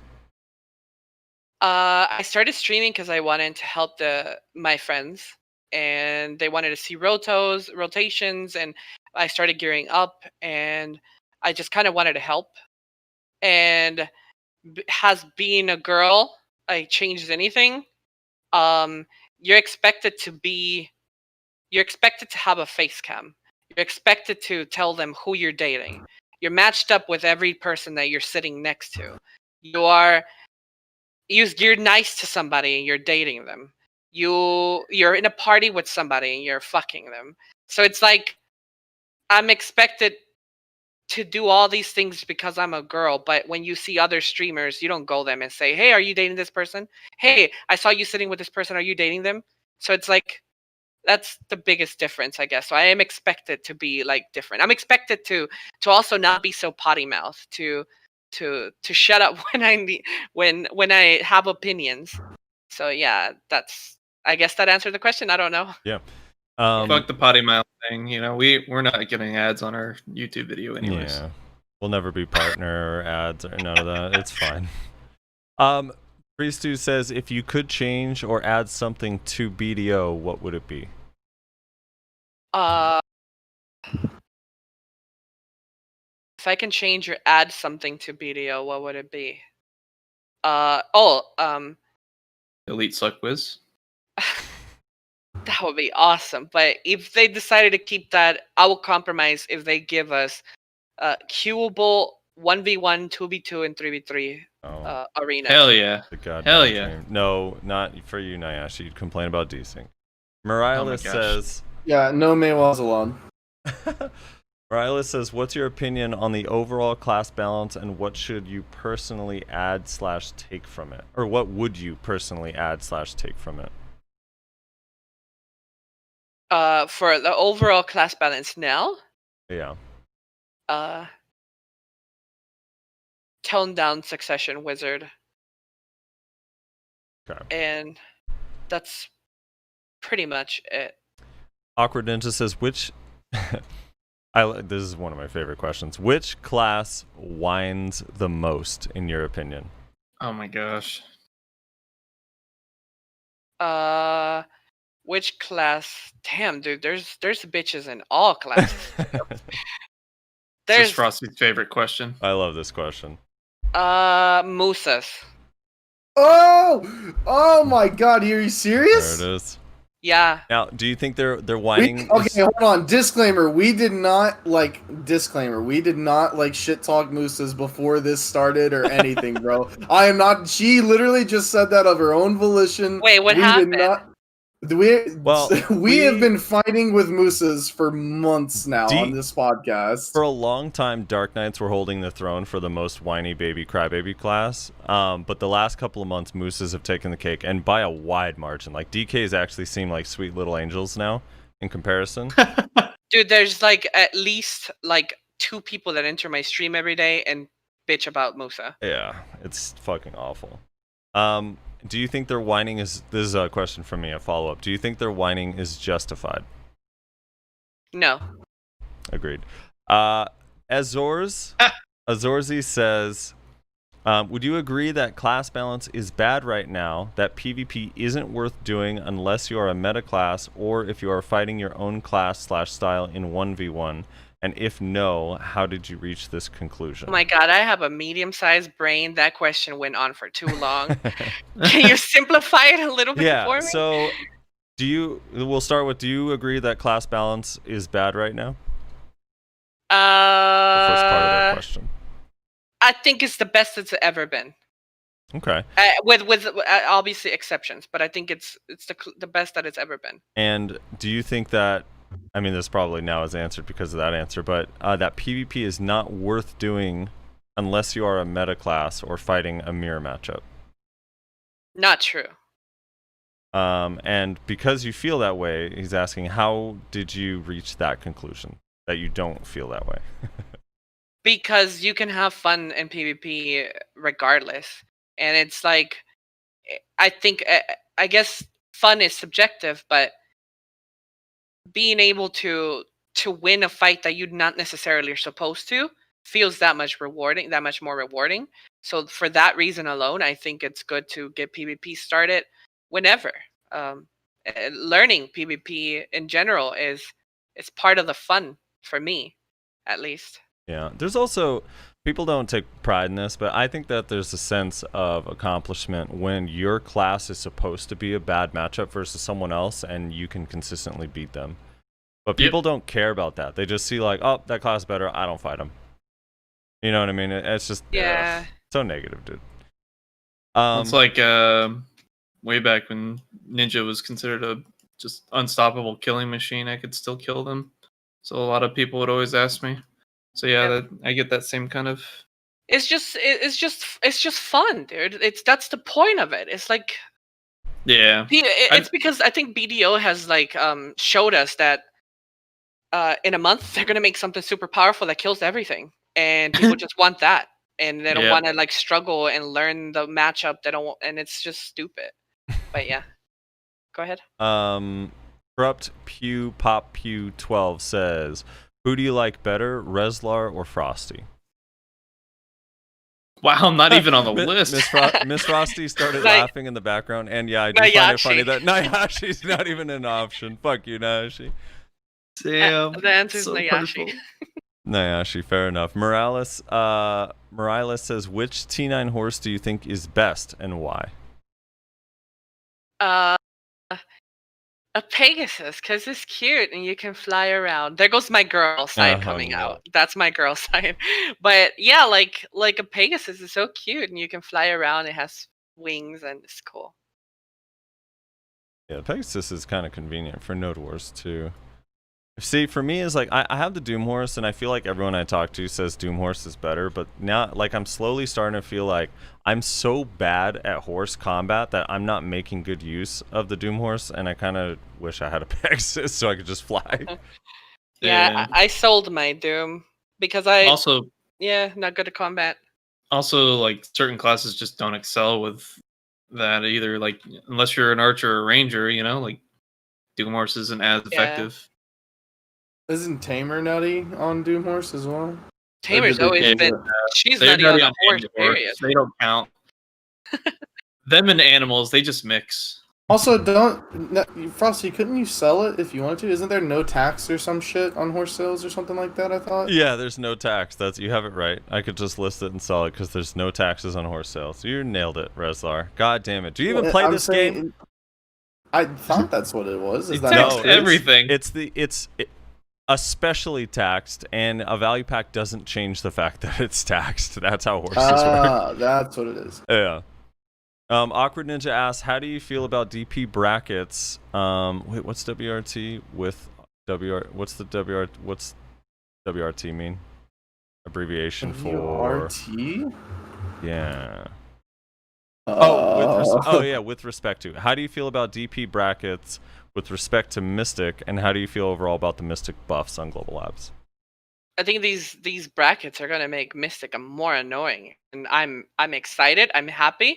I'm happy that they added more DP brackets. I hate that there's a limit to them though. I wish that people who want to like build DP, they should have more brackets, alongside with AP. Even though the AP brackets aren't as significant, I feel like the infinite scale, like something to achieve and something to aim for, is really nice in the game. And maybe beyond the final bracket that comes out now, maybe the difference won't be that big. Like instead of 1% damage, maybe 0.5% damage reduction. Get significantly less, but the fact that there's more to achieve, I love. And I'm happy as a Mystic. I think these changes are going to be awesome for Mystics. We are like one of the tankiest classes in the game, so this is going to be just perfect for us. Yeah. Awkward Ninja asks, are you looking forward to some of the hard Odalita spots? I'm looking forward to new spots. Yes, all of that. Do we even have an announcement on when that's going to happen? Nope. Jesus criminy. I was gone for 2 months basically, and they still haven't It's decided. second half of 2020, right? Isn't that what they said or something Yeah. like that? They said it's coming Q2, 3, or 4. Eumenidai says how to deal with simps.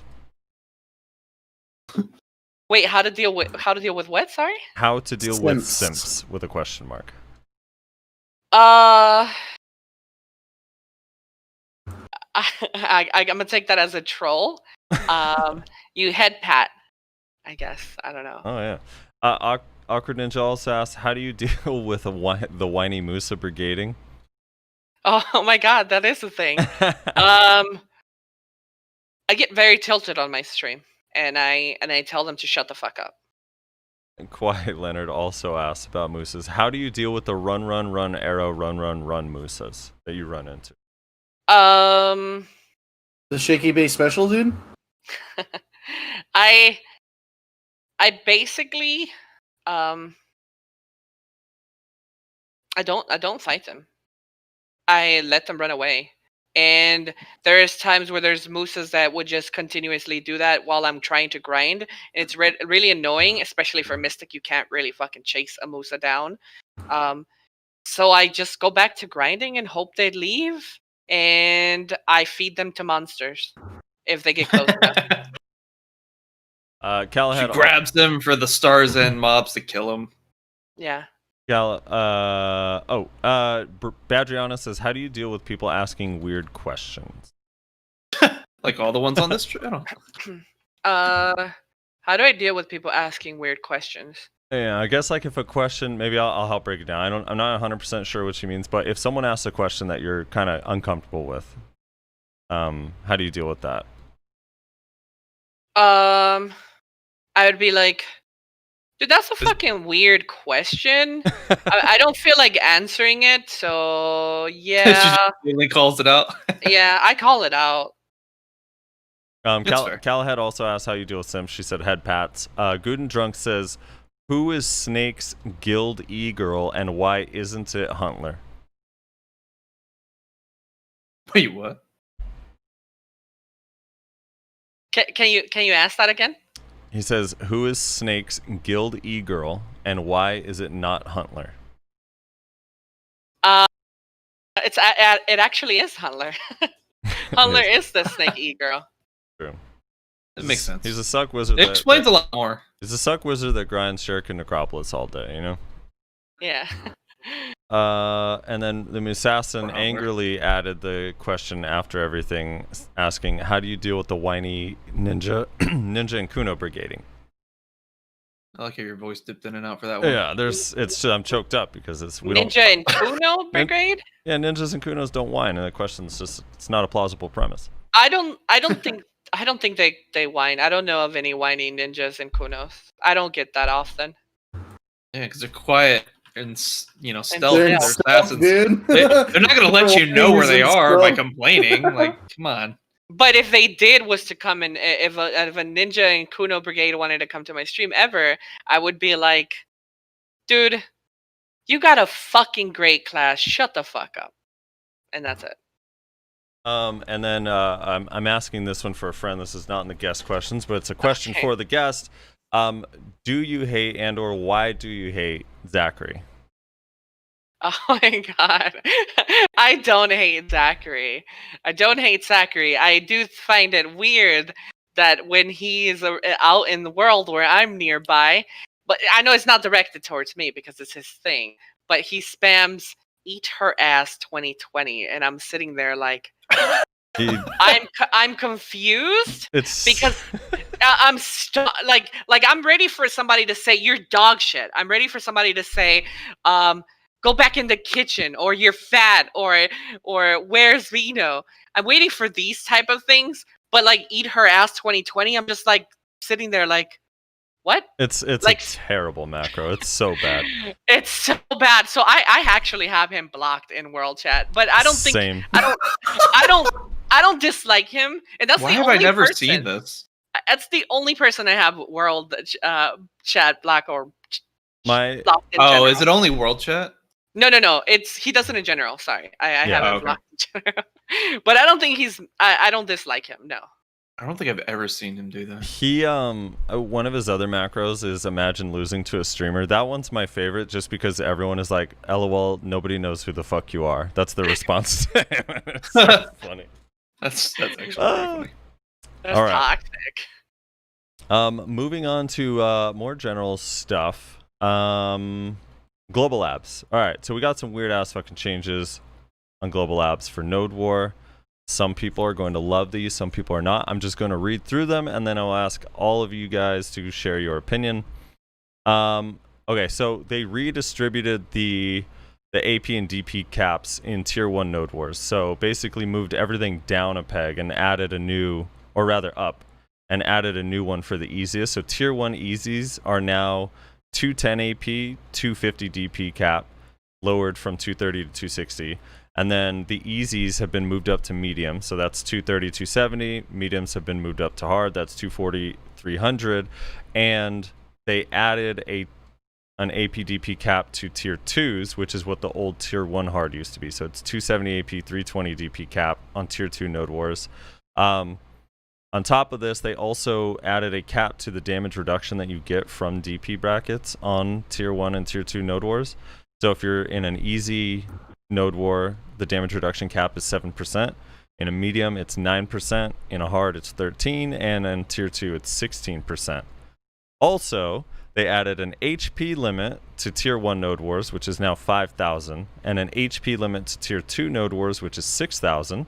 And lastly, your maximum HP decreases by 500 every 20 minutes from the start of a Node War. So for example, in a tier 1 Node War, if you start out with 5,000 HP, after 20 minutes you'd have 4,500, after 40 minutes you'd have 4,000, so on and so forth.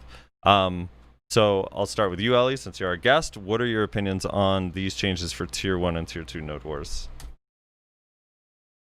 I like the fact that they're trying to even more now shove it in your face that these are beginner nodes, right? Because they're lowering it even further down. So these are for people that are just entering the game. So get the fuck off of tier 1s, you experienced siege players. Like they're literally capping it even further down. So I feel like it's a no-brainer. These are for beginner guilds. These are for guilds that are stepping their foot in the game. So I think this is good. I like it, but I don't think it's going to stop the issue. Hopefully it does, and I like it. I don't like. I guess sorry, maybe taking a little turn here, but I don't like how tier 1 Node Wars. I don't like how tier 1 Node Wars were invaded by like experienced PvPers. Right. That is what bothers me. It never really was about like the gear and stuff like that, even though it did bother me, but I think the experience is something that a lot of people are not taking into account here. These guilds are siege guilds with experience in PvP. Why are they bullying on the people who just built their guild and want to start PvPing? This is so I don't know, disheartening for a new guild to start up and start doing nodes. I But completely agree. Like we went and tested. We've done a couple like these tier 1s in our guild Galaxy. We normally do tier 2s, and we did tier 1s for like a week, and like that was the biggest thing where it's like, okay, I get the gear is equalized, and for some people that feels better for PvP, not getting one shot or whatever. But like some of these people are not even fighting back. They're sprinting around with their character. They don't know how to play the game. Like some of them don't know how to play the game very well, or they don't know their class. They don't know what other classes do. So yeah, so for experienced guilds that have been participating in Siege for the last 2 years to drop down, like yes, you have an equalized gear to an extent, but the experience is so Yeah. huge, and these poor guilds are getting stomped by them. I think that's something that a lot of people are like focused on. Everybody's like, oh, the gear, and chimera earrings, and no, the experience here is the biggest thing here, and I think that's so stupid. Like to think. I mean, and I guess it's not the player's fault, right? It's the developers or the people in charge of the game that they're allowing this to happen. I wish there was a way to stop it from happening. And maybe this is the change that they need, but there definitely needs to be something done. Right. But yeah. Reslar, your thoughts on these changes overall and individually and whatever? I really like them. Other than the reduce HP every 20 minutes, that one kind of confuses me because like didn't they just like basically remove that change from Siege like the week or two prior? Like the whole like we're gonna reduce your HP or something similar. Yeah, like but that's the different. HP reduction mechanic. It's super different because they removed the bonus 5,000 HP that Siege is getting. Yeah, that's set in stone. That is true. At the start of the fight. Well, this is talking about just, like during the actual node war. I don't know. It's just weird to me. I don't really get it.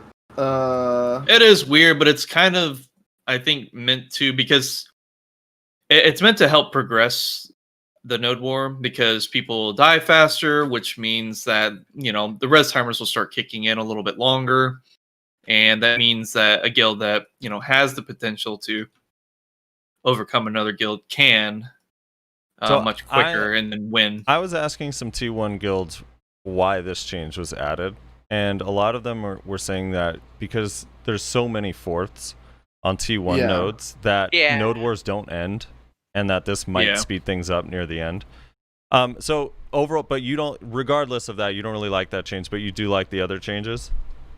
Yeah, no, I think the other changes are great. I feel like these changes are trying to like enforce in a way, like further enforce, like, hey guys, like these T1s and these easies especially, these are for like new players. Like if you have, and again also as well, like thank God they're finally capping the like maximum HP and the DR percentage, because for people who maybe don't know, AP and DP is capped on T1s, but if you have 346 DP, you still get the bonus 20% damage reduction. So you're still going to feel a lot tankier with 346 than someone who's at the cap of the current cap of a T1 easy, which is 260.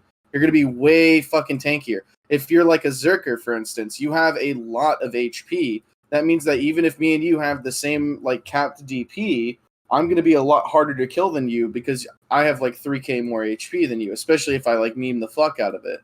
So it's a good thing that they're finally doing something about that, and it'll help like prevent these like hardcore, I guess you would want to call them, like T1 PvP guilds, and like further separate those guys away from like the actual like noob, like we're just trying to figure out how to like node war and trying to get into node wars and shit guilds. You know what I'm saying? Yeah.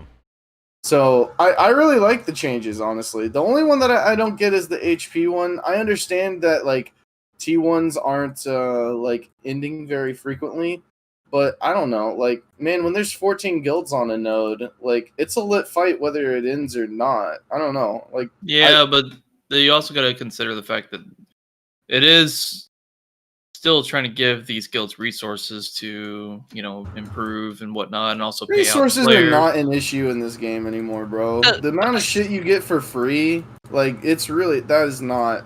You do not have to win a node to like make money for your guild anymore. Yeah, no, you don't. But like, You're still taking time out of grinding to do this PvP, and they want to reward it. Yeah, and it feels rewarding. Like, oh, we just won. Yeah, we're gonna get paid Yeah. out. Like these newer guilds are gonna feel this way. We don't because we make a shit ton of money. But like these newer people that are coming into the games, they feel like a sense of reward, like getting this payout. Yeah, I and think, when you I think the more important thing that we need to talk about is the fact that they're adding a cap to T2, which in turn means protected area will no longer work on I T2 know. Node Wars. Right. huge. So Yeah. real quick, Yeah. I just want to give my opinion on the HP dropping thing because I actually like this, and there's part of me that Well, of course kinda- you do. You're an assassin. The fuck? well, but this benefits Wizard and Witch too. Now Voltaic Pulse will kill you faster, and Frigid Fog and all that. It benefits everybody. It's not related to the assassin class. I like this idea of like a sudden death as it nears the end, just to kind of like change it's things cool. up. I think Well, it's it just kind of means cool. tactics mean a lot more. Yeah, I like Or it too. even hero plays could actually mean a lot more in that case too, you know? Right. I mean, you say tactics matter a lot more, but then they like reduce the death timer, right? No. Or was that no, only in that's Siege? only in Siege. No, it Yeah, was- not in Node it's- Wars. Oh, only in Siege. Okay. Yeah, okay, Yeah, only yeah, in yeah. Siege. So, yeah. I do like the fact that Zerker was finally good at something, and then they added an HP cap to what they're good at. LOL. Just stealth engage, lol. I don't know. Yeah. It was for the better though. They did need to put a cap on like those types of things as well because people were just it's to further separates the quote unquote hardcore T1 guilds against the noobs, right? The noobs are just like they're like, oh well, we're above the cap, so we're fine, and they're fighting these people at 346 DP, so they have 20% DR. They have Chimera earrings. They have fucking 6,000 HP compared to the noob guilds like 2,500, 3,000, whatever they have, because they don't even know that like house buffs exist. Like I don't know. I think it's all good changes. Again, the only one, and I'm not against the HP reduction thing necessarily. I just don't get it. I'm kind of confused about it. I don't know. It's weird. So Also, like apparently there's like a cap on it of like you can only go so far down, which makes sense. But then at that point, it only hurts high HP classes. So I'm lost. the cap hurts the high HP classes anyway, right? Since you're capped regardless. Like no one's gonna Right. be over 5,000 anyway. But then we get further hurt, is what I'm saying. Like, so if a witch has like 3,500 HP, she's not even above the cap, so the cap doesn't matter to her. But then also, she only gets brought down 500 HP, whereas me at the cap at 5k, I now get brought down 2,000. So I'm getting double fucked by these changes, essentially. wait. Like, I Yeah, don't but I understand. think lower gear players don't have that much HP. They don't. oh, have I see what you're saying 5,000 because like the that. Zerker has a higher pool, so you're being capped. That's a chunk, and then the 500 on top of it. And You're saying. then I'm losing the Right. 500. Yeah, exactly. Right. So I'm being double fucked here. That's part of my like why though. I don't understand. Like the cap should be enough. I feel the cap or the HP change, like one of them, not both. I feel like both kind of fuck us a little bit. I get you. I Um, just think they should delete Zerker, and no problem. Delete Zerker, bro. yeah, you guys have an iframe on Shakeoff now. I don't know what the problem is. All right, so check this out. We have in this call we got Elly who participates in Siege sometimes. I know your guild's not super serious about Siege anymore, but you guys participate in Siege. Reslar, you do T1s. Nayashi doesn't play BDO. Oh, we're a T2 guild, Buckaroo. At least but right now. Your most experience in the last month or so has been T1s, and then we do Okay, fair. T2s. So I'm kind of curious from everyone's different perspective how they feel about the T2 change. Starting with Elly. Like the fact that the Tier T2 2 node wars, change? yeah, the fact that tier 2s are now capped across the board. My whole thing is, what's your excuse now? Because everybody was using that. Oh, we love tier 1s because there's no PA. What? Okay, now you get tier 2s where you don't have PA. Like, what's going to be an excuse then? Right? So, like, move all these guilds to tier 2. Let the shitters, at the bottom fight it out while you guys go fight a PA-free zone. I'm for it and I love it from an outsider looking down. Well, Frosty, could you actually state for the podcast all the different changes? Because PA being removed from T2s, they also limit the amount of players there, right? Not as far as I know. I mean, the nodes are still the same. So whatever the nodes were before, the only thing that's changing for T2s is the fact that now there's an AP and a DP cap and the damage reduction rate cap, which means PA just won't work. So from my perspective, I'm kind of torn because my guild does T2s, and all of those T2 nodes are gone, right? So now we're gonna move to tier 3, I guess, or we have to decide, do we want to stay on T2s where it's capped? At first, my initial reaction was like, this kind of sucks because now we're losing all these nodes. Now we don't, while we do run into Cho, because Cho likes to place on T2s all the time, outside of Cho, we generally are fighting Brutal or GVG or Cotton, like other T2 guilds, right? And if we go up to tier 3, which is the tier node that Bassie and Filter and Snake and everyone has to participate on to qualify, like now we're going to be fighting more siege guilds, not less. So my hope is, in a perfect world, all of the T2 guilds move over to tier 3, so that way we can ally and kill the siege guilds if we have to, but I don't see that happening. I just see everyone kind of staying T2, and then the ones that want to play uncapped are about to get fucked on by the stronger guilds. But then, even more. You're leaving out tier 4s, right? And so then like, there's tier 4s, right? Yeah. Although tier 4s is universally renowned as snipe forts, so... I mean, like, I think the ideal thing that would happen with this change, like, the absolute ideal thing that would happen is all of the, like, good T2 guilds would go up to T3s, where, like, a bunch of the kind of, like, siege guilds are. And it would kind of, like, push up the siege guilds into, like, T4s, because they would just get gangbanged every single node, right? I think that would be, like... Yeah, that's like... That would be, like, the ideal. I doubt that's going to happen, but that's, like, the ideal change that would happen. Then all of the, like, quote-unquote hardcore T1 guilds move up to T2s, and then T1s are left for the actual, like, noob guilds that need them, basically. That's like the ideal change that happens, but I really doubt that this is going to happen. The other issue is now you can place on a T3 or a T4, qualify for Siege, and then just go participate in Tier 2. They didn't mention at all that you're locked into Tier 2s the way you are Tier 1s. True. So, and I don't know, that's a good point. Is that a good thing? They should actually make adjustments to the rules. Yeah. I don't know. It's kind of weird. On the other hand, like, this does make fewer nodes available, so if you were a T2 guild and you guys do move up to tier 3, potentially there's a lot more fights. Since there's a lot fewer nodes, they're going to be more contested.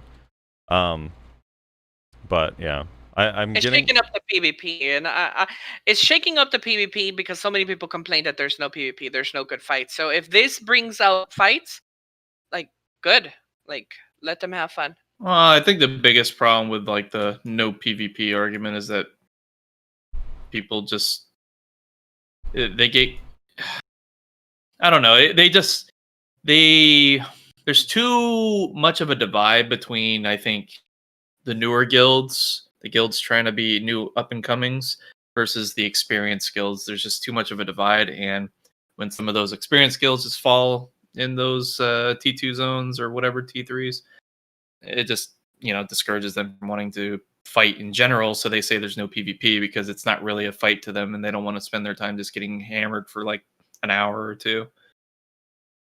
People are recommending, I've heard a few people say it now, like capping tier 3s, but on like a much higher, like basically just enough to where your gear still matters, but PA is removed. Like, I think PA, I think if they make PA where it's siege specific, then I don't think very many people would have problems with that. I feel like this is all just a real roundabout way of removing That's what I'm PA. saying, dude. That's what tilts me the most. Just take it out of the game. I agree, but they probably feel PA is too essential to Castle Siege. I don't care, dude. I don't give a fuck. No one I agree likes with you. Castle I Siege agree. at this I'm point just saying, anyway. like, no, I know. Them first taking out of T1s, and now they're taking out of T2s. They're experimenting with it. They are experimenting with the idea of a world without PA. But that's what I'm saying. But on top of that, they're adding other limitations that are not really related to PA. Like, it's almost like the reason why one of the things I don't like about this change is it's like an acknowledgement, like, oh, we get it. You guys don't like PA, but we're not really going to fix it. We're just going to do this. And it's just like, I don't know. Yeah, we're gonna put a band-aid on your broken leg. Well, this is their way of saying we don't have to do anything to give Wizards anything, which I know Reslar's argument is you don't get anything. But I'm sure PA is probably looking at ways to, if they're even considering that. But then PA I'm would sure still be a thing in to open. replace PA. So Just put it on a shy, fix everything. We've been for that for a while. PA, I'm gonna be honest. Make Shy the true utility class. PA is broken in open world, by the way. utility. Chat saying PA is not broken in open world, but it's like when a GVG happens, PA literally dictates the fight. Like my guild, we usually have we'll fight Snake sometimes. It'll be 5v5, and we're actually having a good time. And then eventually Snake has 7 with Witch, and they have PA, and we don't do damage anymore, and we have to leave. PA definitely affects open world. It's not like it's exclusive to Node. I'm right there with you. Like anyone that says otherwise is pretty delusional. Yeah, when you're fighting 1v1, you win pushes with PA. So when you're fighting super small scale or 1v1, yeah, you could probably back off from the fight, reset it, and now they don't have PA. But it's when you have what you said, Frosty, where you have 5-7 witch wizards that you're now fighting against, and they're also veterans, so they're experienced and know how to rotate their shit properly. You're not going to have the problem where they blow all their PAs all at once. They're gonna be rotating that shit. So it's different when you have really, really small fights versus GVGs where there's 10 plus people and they have multiple witch wizards. I'm gonna be honest with you guys. I'm just pretty hyped that I'm not gonna have to deal with swipe fucking 750 gear score average anymore. I'm pretty goddamn hype about that. They were in tier 1s? They were in tier 2s, and we've been doing tier 2s for 2 weeks, and we had to fight against them, and fucking people like Oh Dear and all the other suck wizards in their guild with fucking 700 something gear scores. Just fucking miserable. So why, Resler, from your point of view, why did you guys move to T2s off of tier 1 hards? So we're planning on going back down to T1s now that we've done T2s for a little while. Mm-hmm. But now with this change, who knows? We may just decide to stick around on T2s. I don't know. I'm not a part of leadership actually, so I don't know what the plan is. But I know that the main reason we went off of T1s, at least from my understanding, is that politics in T1s are the most miserable fucking piece of shit we've ever experienced. Siege politics are a fucking godsend compared to T1 politics. Actually, yeah, everyone's it is so funny you say that. I literally was arguing with someone who was telling me that the politics in tier 1 are why people like it, because everyone there is just super friendly and gets along and it's fine. And I'm just like, I have a hard time believing that 40, 50, 60 guilds all get along and everything's fine on Node Wars no matter what the fuck's going on. There's not a ton of drama in the T1 scenes. I don't know. They're really, at least from what I've seen, there are some guild rivalries, of course, guilds that hate each other, guilds that have rivalries, whatever you want to call it, But really the main thing is that when there's 15 guilds on a node, and you're trying to figure out who's with who and who you can get with and shit, and people have pre-made alliances, and then people have alliances that they have on the fly, and then people are backstabbing each other, and standard node war shit. When there's BDO 14 guilds on a node, it's just fucking, dude. It is just so miserable. I don't know. It's just Yeah. I don't know. So we went to T2s for a while. Also, another big reason we went to T2s was because the Node War zones for T1s on the days that we could Node War were garbage for the caps that we wanted. Because you gotta keep in mind if we're pulling 25 people, we basically exclusively can only do 25s or 30s. And so that takes out a huge chunk of the nodes. Right. So the only nodes that we could fight on were super cancer nodes, out in fucking Valencia, or I don't know. It's just really, really bad node choices. So, yeah, I don't know. T2s are exactly the same as they've always been. So this is a nice change, and we might actually stick around on T2s after this change. Who knows? And Nyashi, for the solo player who only goes to BA, how does this affect you? A lot actually. No, I'm just kidding. I mean, it's probably encourage people to go to war more often, so that means there's gonna be less people in BA, so that's very unfortunate, but it is what it is. Yeah, they're all gonna be in war all day. Yeah, all day, every day, just constantly at war. No, I think it's positive change. I think it's a step in the right direction. They're obviously experimenting with the idea to see probably how they want to change the future of node wars and then maybe eventually sieges. And I think it's good that they're doing this. Mind you, maybe not everything will be positive outcome, but I think it's good that they're actually doing a change of sorts, whether it's going to be, in the end when it's actually implemented, good or not. Because I mean, like what Elly said, or I can't remember if it was Elly or Rizzler that said it, but people complain about, the PvP being dead and whatnot. Well, now what's your excuse? Because now there's these bigger guilds are going to be basically, they're going to be more encouraged in a way to basically be forced onto T3s. I mean, they could still drop on T2s, but they're going to be more encouraged to go to T3s because then they can use all of their arsenal. And yeah, because let's call a spade, right? Like, there are T1 guilds that are we just don't like PA, but really what they want is just to be able to smash people that are lower gear score and have spent less time on the game than them. Yeah, I mean, it's just a fact. I always thought, I'm not saying that's the whole guild. I'm saying that's people in guilds that's all they want to do. I'm just more interested in seeing flex classes and classes that obviously typically get cucked out of large scale actually might be able to thrive a little bit in these particular node wars, so PvP won't feel as awful for them. Elly, you mentioned Mystic has a hard time in Siege, for example, or serious large scale PvP. Maybe these T2 caps will actually be a very positive, direction for players that are interested in, that kind of gameplay. And same with Musamewa, that would have a much more enjoyable time. I mean, obviously these classes can still work in large scale siege scenes, but it's just obviously not as favorable given the current rules and setup of how siege is with the HP and everything, blah blah blah. But so yeah, I mean, I think it's good. I don't see a problem with it as long as they don't implement it a couple of chimps. Just do it right, and everything should be fine. I think it'll work out in the positive. People do underestimate the fact that when you go to T1 Node Wars, there are a lot of people in these guilds that are not even at the cap. They actually are.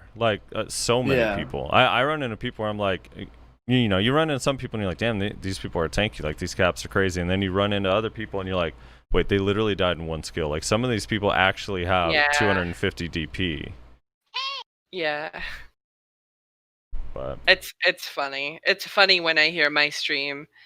Sorry, maybe this is a little bit out of here, but it's funny when my stream tells me, "Oh, but Black Rose asked the tier 1 scene if they can come into the tier 1 scene." It's did they pull every new guild? Every starting guild? This is so stupid.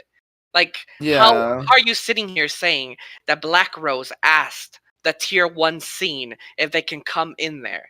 That's so ridiculous. Somebody said that on comments on a couple episodes back as well, and I just thought to myself, I was like, well, what you mean is they joined the T1 Discord, which is where all the quote unquote hardcore T1 guilds hang out and circle jerk each other basically, and then they said, hey guys, do you care if we come to T1s? Because I know that we as a guild, when Black Rose joined T1s, it was we had to fight against them in our second node war ever. And we never actually fought against them, but we were fighting against their 2 fucking allies that they brought with them. Yeah. And I know that we didn't get asked if Black Rose could come to fucking T1s as our second node war ever when we had 15 people.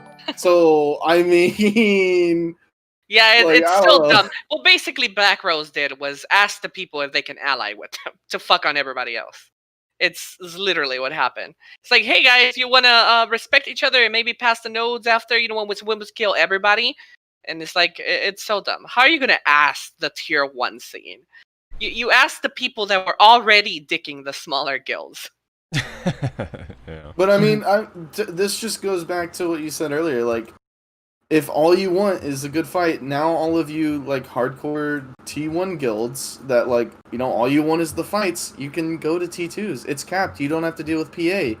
You have your glorious rule change on T2s now, so now you can leave T1s to guilds that like aren't at cap and aren't min maxing with like chimeras and fucking 346 DP and all that shit. Like, you can go to T2s and you can be competitive with each other on T2s and leave the T1s to the guilds that are actually like on their second node war ever as a guild.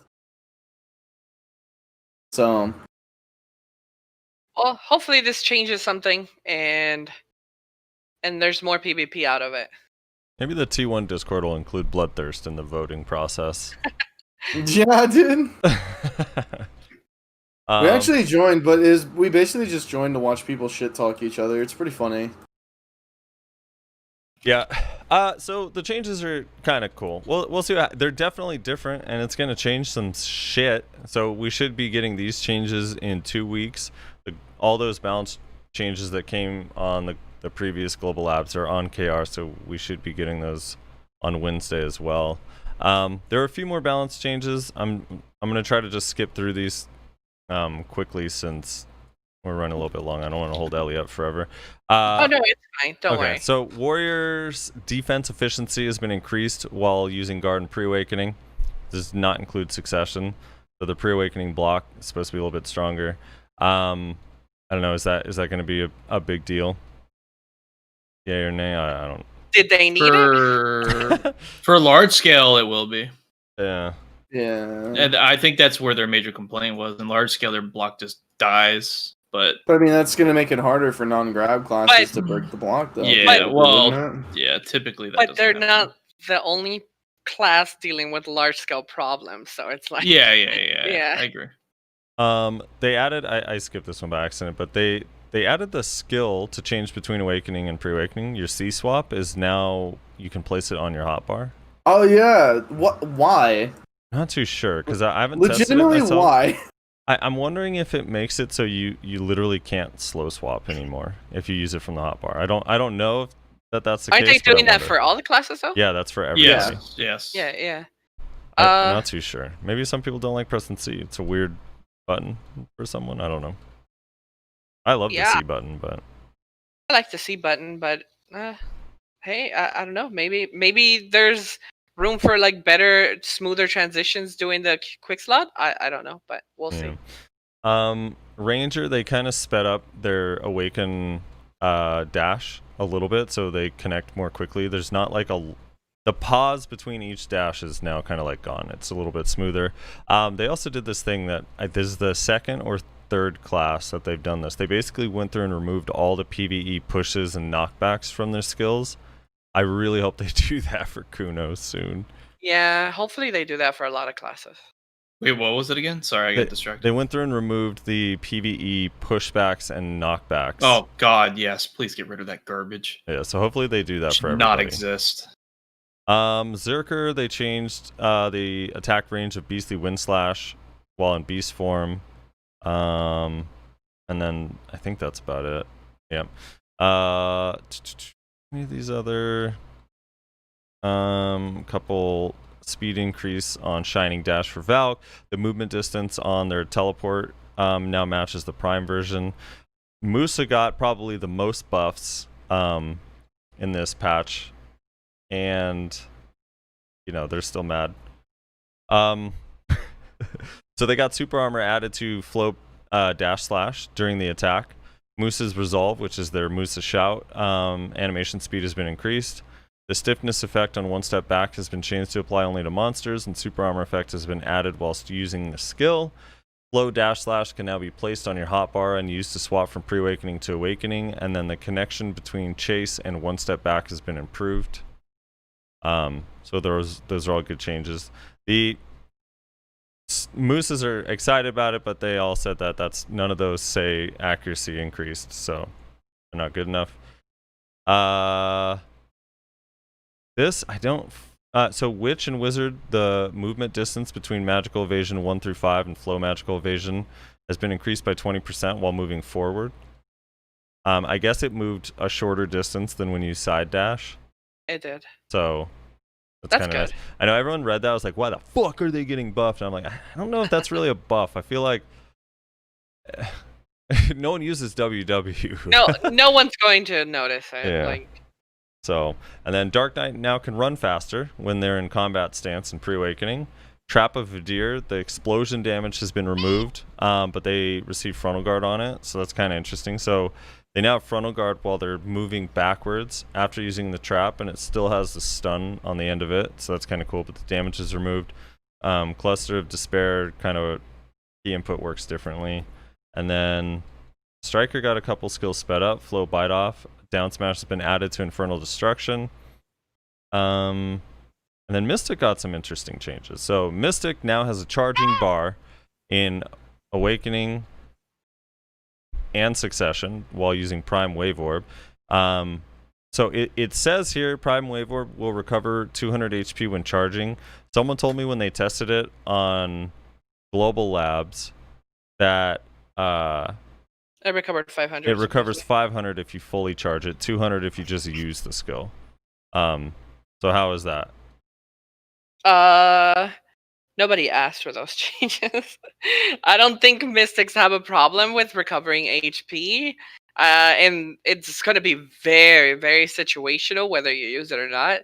They should have made it so she recovers moisture shards instead of HP, but I mean, a change is a change. It's just going to be very situational. So, it's okay, I guess. It's not going to break the class, and it's just, yeah, nobody asked. Prime Somersault animation speed's increased. I think that's pretty good for Succession. The connection between Prime Somersault and Prime Tornado Kick has been improved to connect more quickly and smoothly. This one I heard is at least significant for Sucks. Is Flash Step into Prime Ring Tiger has been improved to connect quicker and more smoothly. I don't know. I guess I don't know. There's some conflict, right, with the inputs where if you press S or LMB RMB, it uses Wave Orb. So now supposedly it doesn't. It uses Roaring Tiger. You have to press S to use Wave Orb. Yeah, that's pretty cool. So I don't know who flashes and then Roaring Tigers, but yeah, I don't either. And you can now use Hidden Claw while in Awakening, which is interesting. So I guess what is that? SLMB? Yeah, it's gonna transition you, which is good. I think it's straight into an iframe. Right. So it could work. A couple DKs in chat are correcting me, saying that because the explosion, even though the note only says explosion damage on Trap of Vidir is removed, it removed the whole explosion, so it's no longer has a stun. I guess it's just a forward guard move back now. Just kind of no one plays Awakening. No one plays Awakening DK, so it's fine. You got the link for that? Yeah. Wait. DK has an awakening? Yeah, it's been recently added to the game. Lon got some. I don't fully understand the Wind Orchid change. Wind Orchid now 1 through 4, and Absolute Wind Orchid has been. You can now put it on your hotbar, which is interesting. The speed has been increased. The bug where frontal guard was abnormally long when using Wind Orchid 1 through 4 and Absolute after using certain skills has been fixed. I think that's gonna suck for some Succession Lons if they know how to use it after Furious Chase. That's unfortunate. The HP regen on successful hit of Prime Crescent Barrage has been increased from 30 at max level to 60, and then 14 new voices have been added to Suck Lon. Woo! Yeah, and then I don't know. So I guess frontal guard's now during the second hit after a certain. Wind Orchid's weird. I'm not too sure. I'll have to test that one. Wind Orchid right now, if you just use the skill by itself, it's like 2 hits. It's a forward guard CC, and then it has this second slash that's not very good, and no one. I don't think any good Lons use it like that.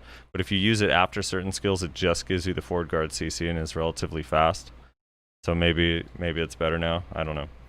And then Shy's cooldowns have been reduced to 10 seconds on Sun, Moon, Stars, Shout to the Sky, and Time to Shine, and Summer Rain.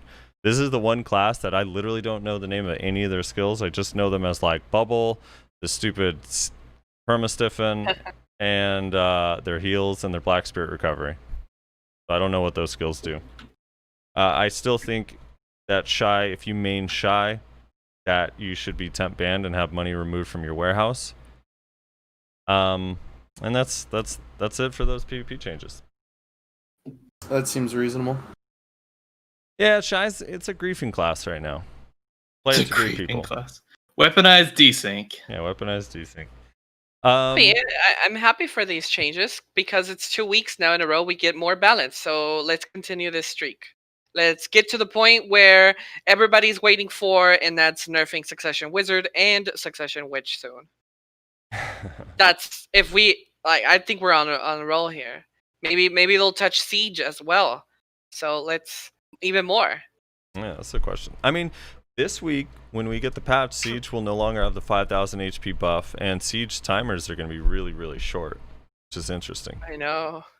I think that'll be cool. It'll be more killing, more action, you know? Yeah, more stormtroopers out there. More stormtroopers. Padix Island, the new grind spot out at Pirate Island. Did you guys grind? Any of you guys try it out? No. Nope. All right, so I spent a couple hours there. It's really easy. It's a super easy spot. The mobs kind of feel like slightly stronger than Star's End, like just slightly, like barely stronger than Star's End. When they get enraged, which happens every 10 to 12 minutes, then they kind of feel like something between Secrea and Ash Forest, I guess. But it's super easy to just go talk to the flower, and then they go back to normal, and it's fine. And you probably have to talk to the flower. I want to say on average I had to every like 12 minutes. The trash seems similar to Bloody Monastery. You get about somewhere between 4,000 and 4,500 in an hour, and it's worth 15k. In my 90 minutes, I got a blue coral earring, which right now is worth a lot. It's like 13 mil. Is it really? Yeah, 4,200 trash I think we got, and then I got one ethereal earring, which is the new evasion earring drop, and I also got a Black Spirit claw piece, which is worth 24 mil. So it was actually decent money for me, although the person I was with, they got the Black Spirit claw piece and nothing else, so for them it was not as good. But they're a guardian, and they don't deserve to get good drops. They also, my friend Amertat did because there's supposed to be this like snake event that happens, right? So Snake? Yeah, so when you talk to the flower pot, there's a rare chance that it spawns snakes that are supposed to have a higher drop rate for the ethereal earring and also a higher drop rate for the platinum coins. And after like an hour and 20 minutes, it hadn't happened. So we're like, how the fuck do you get this event to happen? And he had the theory that maybe you have to pull the mobs to it and they become the snake. So I was like, I don't think that's it, but okay. So he pulls the mobs to it and they're enraged. So we wait for the enraged thing. He pulls the mobs to it and then he turns his back to go talk to the pot, and they all hit him on the back at the same time and one shot him, and it was so funny. And also the theory didn't work. The snakes never spawned for us, so I don't know how good they are. Yikes. I don't know. My guess is the place is kind of similar to History and Ackman for money, like average class at History and Ackman, not like the best classes there. It's not going to be as good as Secrea or Star's End, probably not even as good as Bloody Monastery, since the boss guarantees you an earring. But I don't know. But it's a cool spot. It's kind of fun. It's totally different, and the boat ride out there is nice. I just am kind of tired of every grind spot being in a cave. We need Odalita. Yeah. Second half of 2020, my guy. Yeah. I'm wondering, how much demand do you guys think there is going to be for these evasion earrings? I think people are actually going to want these. Right now there's 26 orders and the price is 141 mil. it's a stupid slot. You're competing versus distortions, and distortions are literally God the best accessory outside of a necklace. I don't know. It's a tough spot. Yeah. I don't think many people would. I feel like with distos and dawns, it's like why? Yeah. Unless you're going meme build, obviously. If you're going meme build, then shoot. But I feel like if you're not a meme like DP evasion build, then you're either going dawns or distos. Honestly. I mean, it's good for a DP class, right? But it's like I like a DP meme, but I feel like there's very far of those. Yeah, it's for shies only. Pretty sure. Shies and shot callers. Yeah. Hooray. It looks cool. I'm sad that the name is wasted on an evasion earring, because it's kind of a cool name, and it looks cool. I mean, it kind of makes sense though, right? Because what's it called again? Ethereal. Yeah. Which is kind of like, isn't that supposed to mean like it's like ghost or spirit like or some shit? Evasion. Close enough. True. Maybe Maywas can wear this, since they don't have an evasion passive. Oh wait. Do you guys have an evasion passive, Ashley? I hear conflicting reports on that. Yes, we do have a melee invasion passive. Invasion passive. I like that. Invasion, yeah, invasion. No, melee evasion passive. Okay, so similar to Reno and Ninja. Something like that, yeah. But I think you guys have a higher value. Plus, you have skills that actually give some decent evasion built into them as well, which we don't have. And Maywa has it, but Musa definitely has a debuff that debuffs your accuracy by, was it 30%? It's for blind thrust. It's melee accuracy. Yeah, that shit, like, it feels nutty too. Like, it literally cripples you. From my experience, it doesn't really impact someone's combo. How does 30% accuracy not impact someone's combo? Because I don't think it's a flat 30%. I've had Kareem and I test it, Kareem or however you pronounce the name. Yeah, Kareem's fine.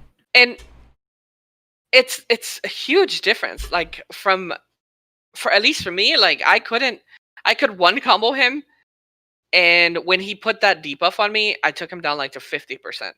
It was like very huge noticeable difference. That debuff. So strong. I don't know. I just haven't. It could be because of my DP value, but I have not seen as huge of an impact as you're describing. I mean, well, I don't believe Kareem's really ever mentioned that as well when I've talked with him, because I mean I talk with Kareem on the regular, but I'll have to ask him about it again. When you have 309 DP, you mean it's not affecting your evasion as much, Nyashi? Well, I'm talking about not just me fighting high-end players, also low-end players as well. Like, I don't really feel the difference when I hit... Because it's a skill we use on the regular for engagement. And we always, typically, unless we miss, we always usually nick our opponent, which applies the debuff as long as they're not getting hit on frontal guard. Mm-hmm. So if they're super armor, if they're just standing there with their dick up, their ass, or just... And super armor, like they're gonna get the debuff, and when I get caught, I don't feel like it makes a difference in the combo potential that they have, be it low AP or high AP, or low accuracy or high accuracy. I don't think it's a flat 30% off the top. I think it's just like maybe like 30% off of the sheet accuracy, and then, of course, that doesn't include all the other accuracy you get from add-ons, the skill modifiers themselves, and then also the gems. So it could be that kind of 30%, because there's a lot of technicalities on how these things actually apply. So I don't know. It's hard to say. It hasn't been fully tested though. But I'll have to ask Kareem again about it. I mean, I agree. Musa and Maywas. So I think that's it. I think we're on to the comments, unless there's anything else you guys want to talk about. Did we miss anything? We covered it all. Went over all well, of it. Yeah. I think before I leave, because I will be leaving when you guys start doing the comments. Mm-hmm. Can I switch it around on you guys and ask you guys 3 questions? Absolutely. Go ahead. Ooh, this is spicy. Okay. If you were to join a siege guild right now, the top siege guilds, what siege guild would you choose? I want to hear Rezlar's answer first. Dude, can I just quit the game? Like, Like, you absolutely have to pick one. fuck. Oh, God damn it. I haven't even been paying attention to Siege, honestly. I'd probably just join Snake so I can be in the retirement home, I guess. Okay, Nayashi. Specifically a siege guild. I don't know, honestly. I don't really have the Rex for some of the higher end, but suppose I had the Rex to me. Every guild. I don't know. I got some friends in Cho. I have some friends in Bassi. I don't know. All right, you're making it too complicated. I think if I had people that I'd most get along with, I'd probably join Bassi. But I feel like if I just want to be in a strong guild, I'd join Cho. Yeah, I mean, I'm probably in that same boat, honestly. Like, because I have, like I mentioned, I have friends in both Cho and Bassi as well. But Also a trick question for Nayashi because Maywas can't get in. yeah. So I mean, it's difficult to decide. Like, you know, which one of these guilds? He's would like, I've actually never even had to think consider me? about it before. Yeah. Yeah, I never had a choice before. This is new. Okay. If you couldn't no longer play your class, what other class would you play? Say it removed. What was removed from the game? I'd probably. Oh, that's my nightmare. I'm a serial re-roller, so for me, I have a few classes that I really like. For me, it would Yeah. be somewhere between Awakened Mystic, or it'd be either Awakened Mystic or Sucklon, I think. What if all the classes that you have played were removed? Which class would you Ooh. pick then? Awakened Warrior. I'm probably right there with you. It's too fucking busted. It also looks super fun. I am Yeah. also a bit of a re-roller, so either Archer or, honestly, with these changes, Awakened Wizard or Awakened Witch are looking pretty lit. If it has to be something that I haven't played before, probably Striker. Okay. Yeah, my I warrior feel was like- actually the first character I ever created. I just didn't get him past level 20. I feel like because of Rezlar's general overall pessimism, you'd be best off as a Musa, Rez. You'd Dude, get along with honest the to God, community. With how He would much fit right complaining- in. With how much complaining the Mooses have been doing lately, I've been super tempted to get some Musa weapons and just play it for a month, just so I can be like, yeah, I mean, it's not super good, but it's fun. Like, Okay, and the final question. Are you guys ready? Oh god, here we go. Oh god, I forgot. Typical of me. If you could delete one class in the game, which one would it be? Sork. Fuck. Warrior. Can we remove sister classes? One class. I guess it'd have to be Wizard. No, you know what? It'd be Shy. Wizard could be rebalanced. Shy is just used. Okay. No, Well, that was See, that's Wizard. how It'd I- be Wizard. It'd be Wizard. I'd have to say Wizard. Wizard. It ruins good all the choice. GVGs. Good choice. Ugh. I'd have to go with Sork, just because, I mean, Wizard was fine before Suck, and it'll be fine, like, once they fix Suck. Sork has been Cancer, is Cancer, and will always be Cancer because of the nature of its protection. Get that shit out of this fucking game immediately. You said Warrior, Nayashi? Yeah. And Maywa brain did. I mean, all I do is skirmish and fight in 1v1s. Oh, I get Class has no fucking... Like, the class is just So busted. All right, Ellie, if you could not join a siege guild, if you had to join a non-siege guild, a guild that's just casual or does node wars, which guild would it be? And you cannot be GM of it, so you'd have to just Oh, participate. damn it! Though you already Yeah. busted what I was gonna say. A guild. If you had to join an RP guild, which one would it be? Well, one that doesn't take the game too serious and doesn't get involved in drama and kind of retired. Kind of the reason why I chose Snake, because I kind of just want to chill. I want to be comfy, and I don't know if that exists out there. Oh wait, I got an answer. Poseidon. Poseidon is a group of my ex guildies and a great alliance that I used to have, and they were kings of the sea at one point, and I would go with them. And their GM's a mystic, Nice. am I right? No, it's a Sork. Oh, But- I always but see their they're- mystic in there. That super geared mystic from Poseidon. I forget the name. Oh, yeah, that was my friend. He joined Snake. Oh, did he? Oh, great. Yeah, he was in my guild. Lalo Alpha or Mystic with a CC at the end. But yeah. So yeah, that's a Hispanic guild, and as you guys know, I'm Hispanic, so I think I would fit right in. They're my boys. Yeah. Nice. I have one last question before you go. Yeah. So my cousin, yeah, he's a very dear. He's more like a brother to me because I'm an only child. He's the closest I've ever had to a brother. Whenever he was in high school, he loved dating Latino women, and Okay. he has since graduating high school sworn them off because, and I quote, "They are literally crazy." Do you have anything to say about that? Facts. Okay, just wanted to see if I could get confirmation on that. Yeah. Well, now that we got terms of service, thank you, Elly, so Yeah. much for coming on. We greatly appreciate you being open about everything, talking about all things, not just BDO. It was super fun. Hopefully now when I see you open world, you're not just gonna focus me. Focus him.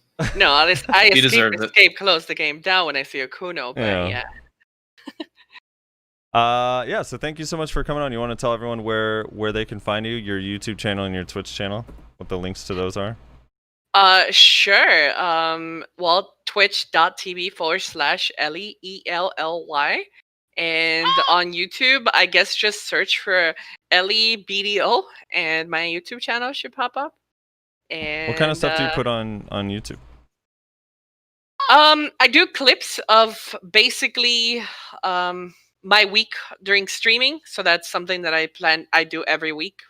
And I play other games I put there as well. But I also do walkthroughs or guides. Right now I'm doing this world tour of these grind areas such as Histria, Stars Inn, which are the two videos I have up where I drop my gear down to meet way below requirements even, and I grind them. So I'm trying to tell people the combos and what they can get away with. And my last video on that was Stars Inn, where I take my gear off and I'm like 255 AP and like 297 DP grinding Stars Inn. So I'm going to be doing that for underwater and other areas as well as the game progresses. And I'm so sorry about my dumb phone. It's been doing that all day. If you guys said Who hey, the fuck has a robotic kitty behind them that's screaming? I'm so sorry. I felt so bad about it. Like I'm so sorry. No, That's very it's rude of me. actually been funny to listen to randomly. Someone said earlier, oh, cheers to the person with the cat in the background. I'm like, is that a cat? It's a fucked up sounding cat, dude. Yeah, I'm so sorry. Alrighty. On that note, thank you so much for coming. We're gonna get started on the comments. We appreciate you coming on, Elly. Thank you guys. Have a good weekend. Alrighty. Rest of the weekend. Bye bye. Check out Elly's stream and Elly's YouTube, everybody.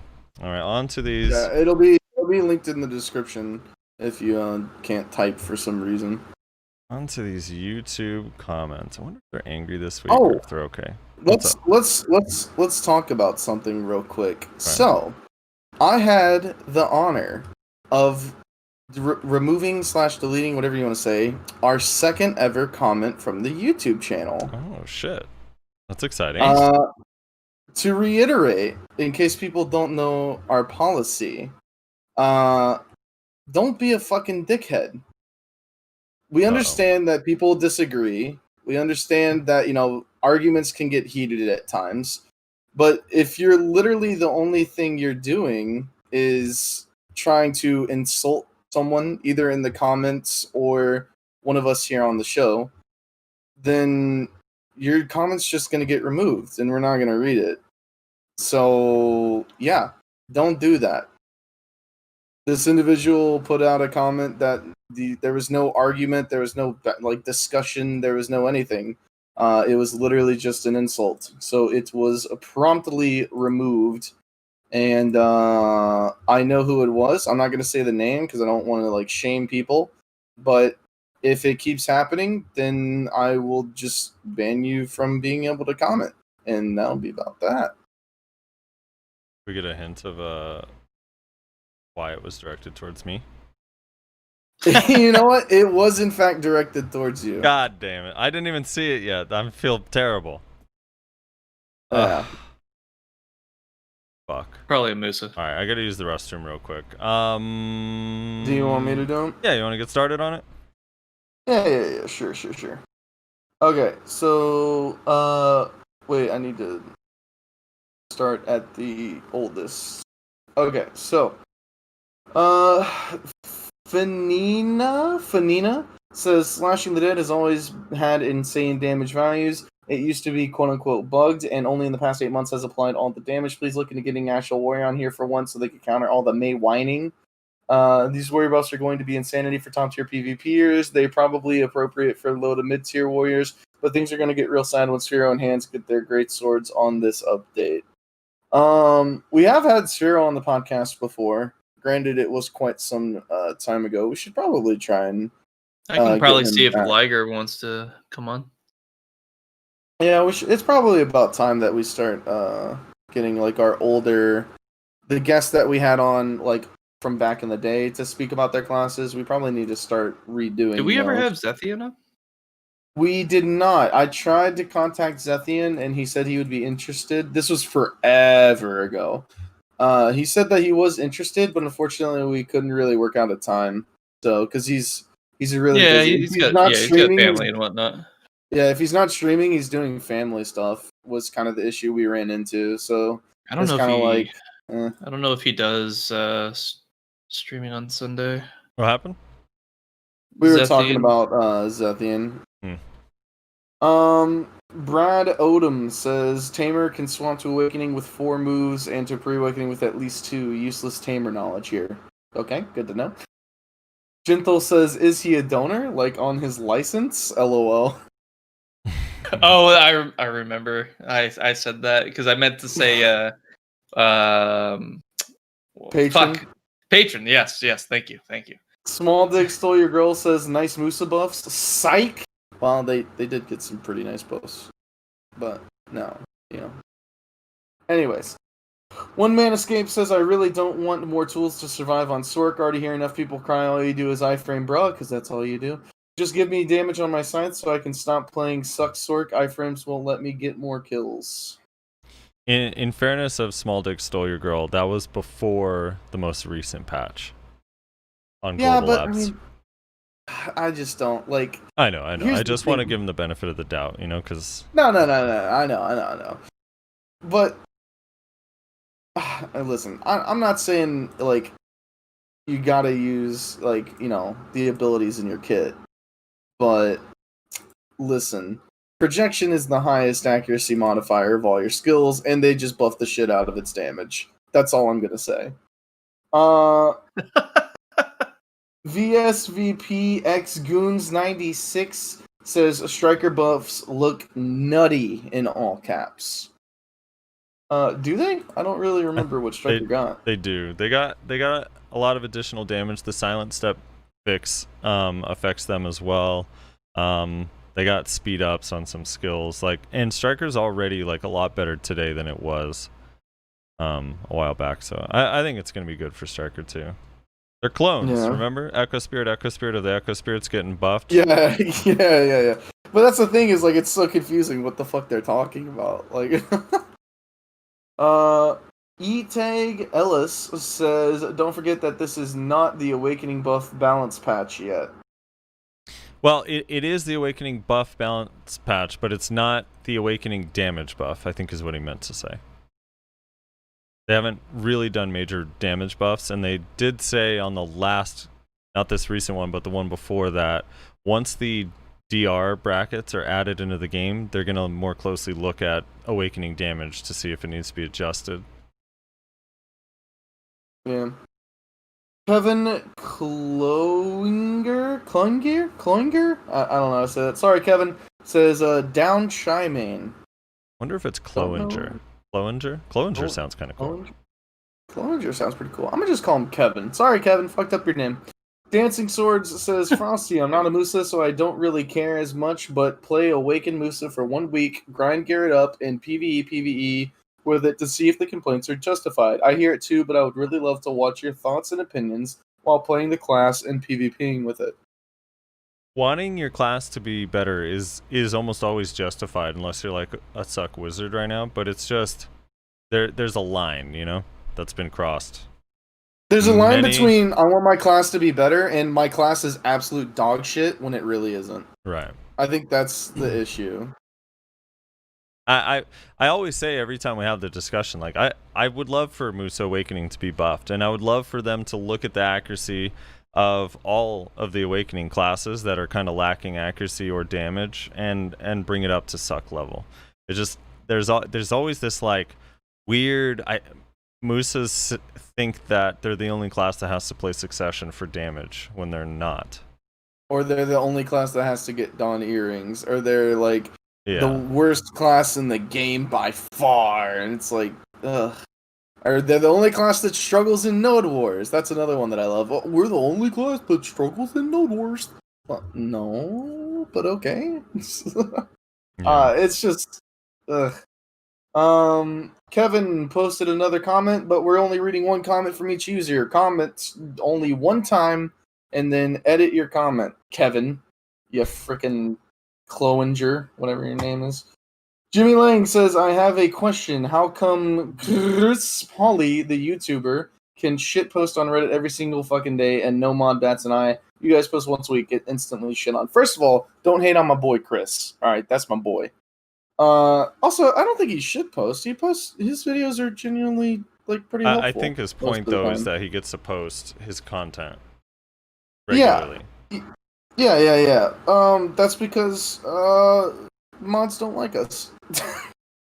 Reslar's not in the horse disc. If he'd get in there, maybe we'd be better off.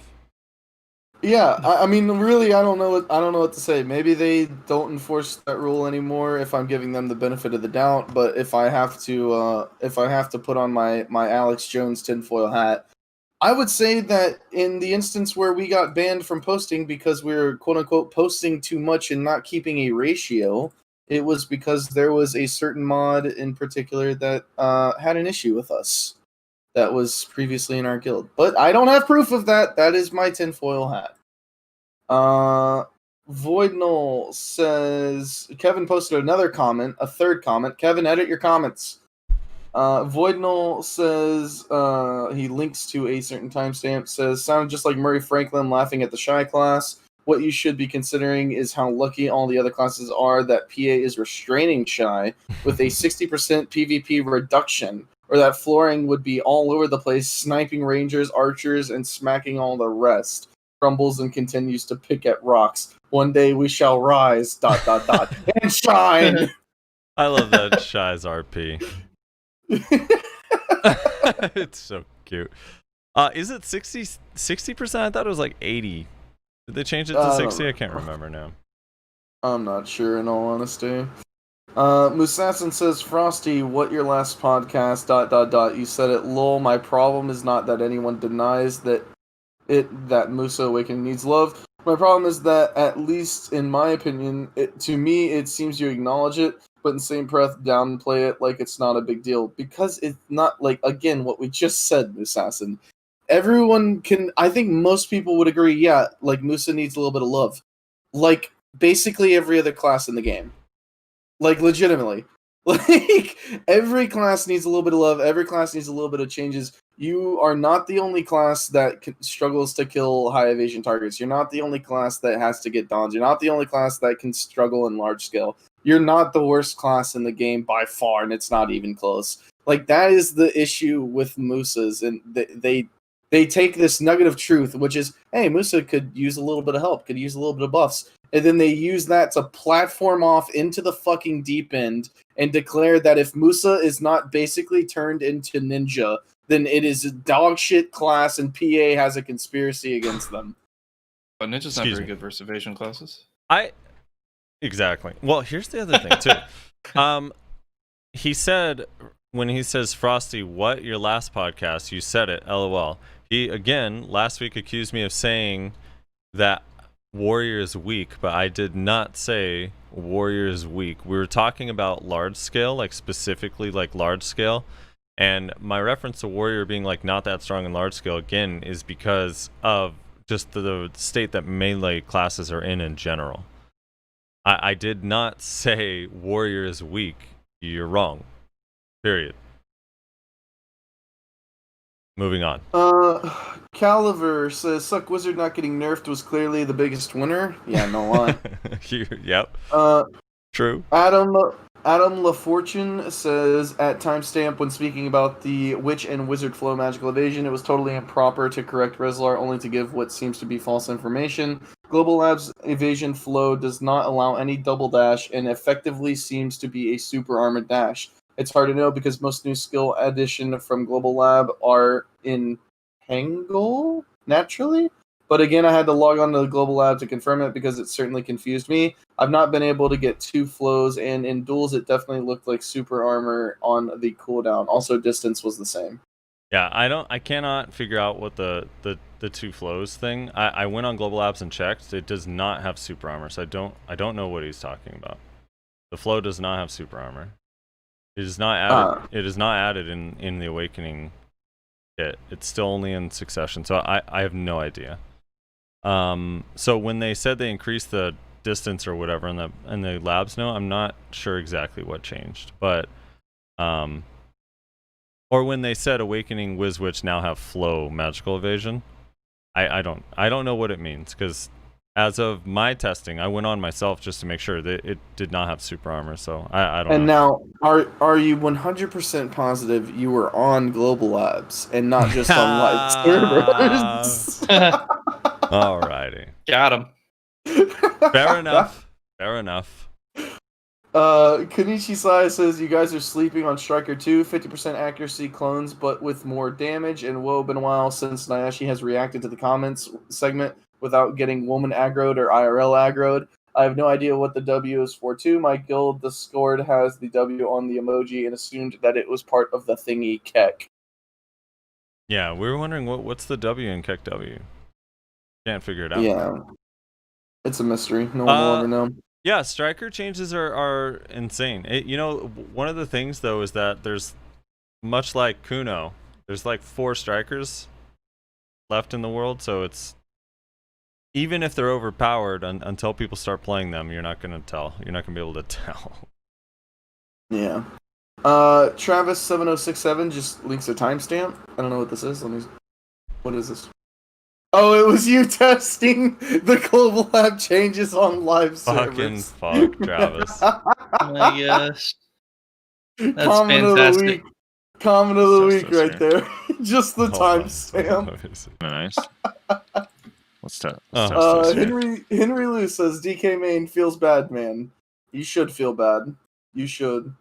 Phil Song says, no one is hurting for damage right now. Yeah, probably I could agree with that, I think. I don't know, is there anyone who's hurting for damage right now? Like, really? Oh, wait, I accidentally closed the YouTube channel. Let me open that back up. Hurting for damage and what? Sorry. Is there anyone who's hurting for any class that's like hurting for damage right now? Like legitimately just does not do enough damage. I mean, not class as a whole, no, but definitely some awakenings compared to the Succession counterpart. I mean, it depends how you look at it, right? If you think Succession does too much damage, then you're going to feel like the the answer to that is no. No one's hurting for damage. But if you feel like Awakening should be doing the same damage as Succession, then yeah, a bunch of classes. Just depends how you look at it. That's true. Yeah. Truly Tree Trag, which that's a fucking name, says, I'll deal with the lesser evil of teleporting warriors that actually require good key inputs over Suck Wiz any day, so I'll shoulder these buffs to warrior just in hopes that the warriors on my team will be doing the teleporting up enemy wizards' asses. No, nothing? Okay, fair enough. Moving on. I'm Legendary Mike says, as a Guardian main, we don't need buffs. At least one of you is man enough to admit it. Runic says, PA is scared to give DK the love they need because of what happened at DK launch, yet they let Wizard and Witch be unnecessarily OP at any given time.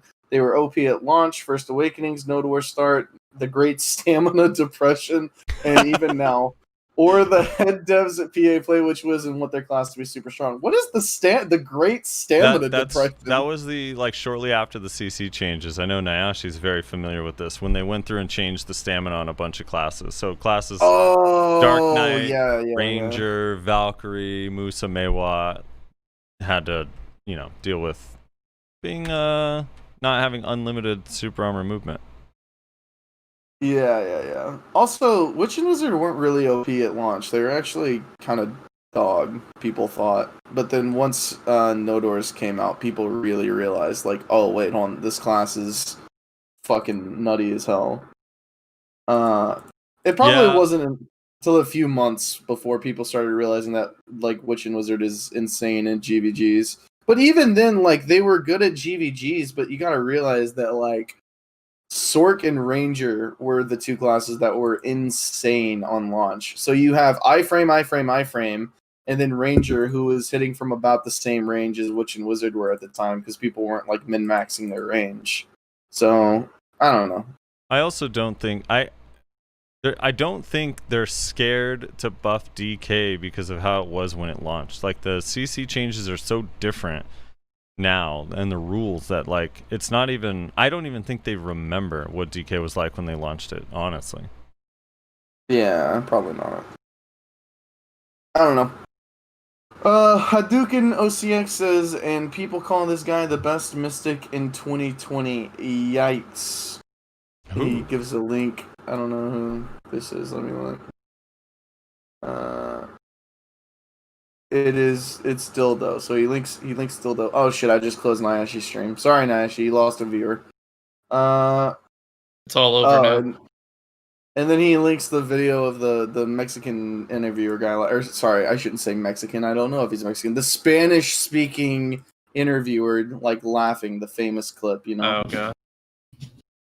So I don't know why you're laughing at Dildo being called the best mystic in 2020. He's definitely one of, if not the best. I mean, the dude's pretty insane. No, he's definitely one of the best mystics. People really hate him. I think his opinion on a lot of balance stuff is crazy, but he's still a really good mystic. Yeah. Share My Feeds says Frosty Lawn Grab is not protected.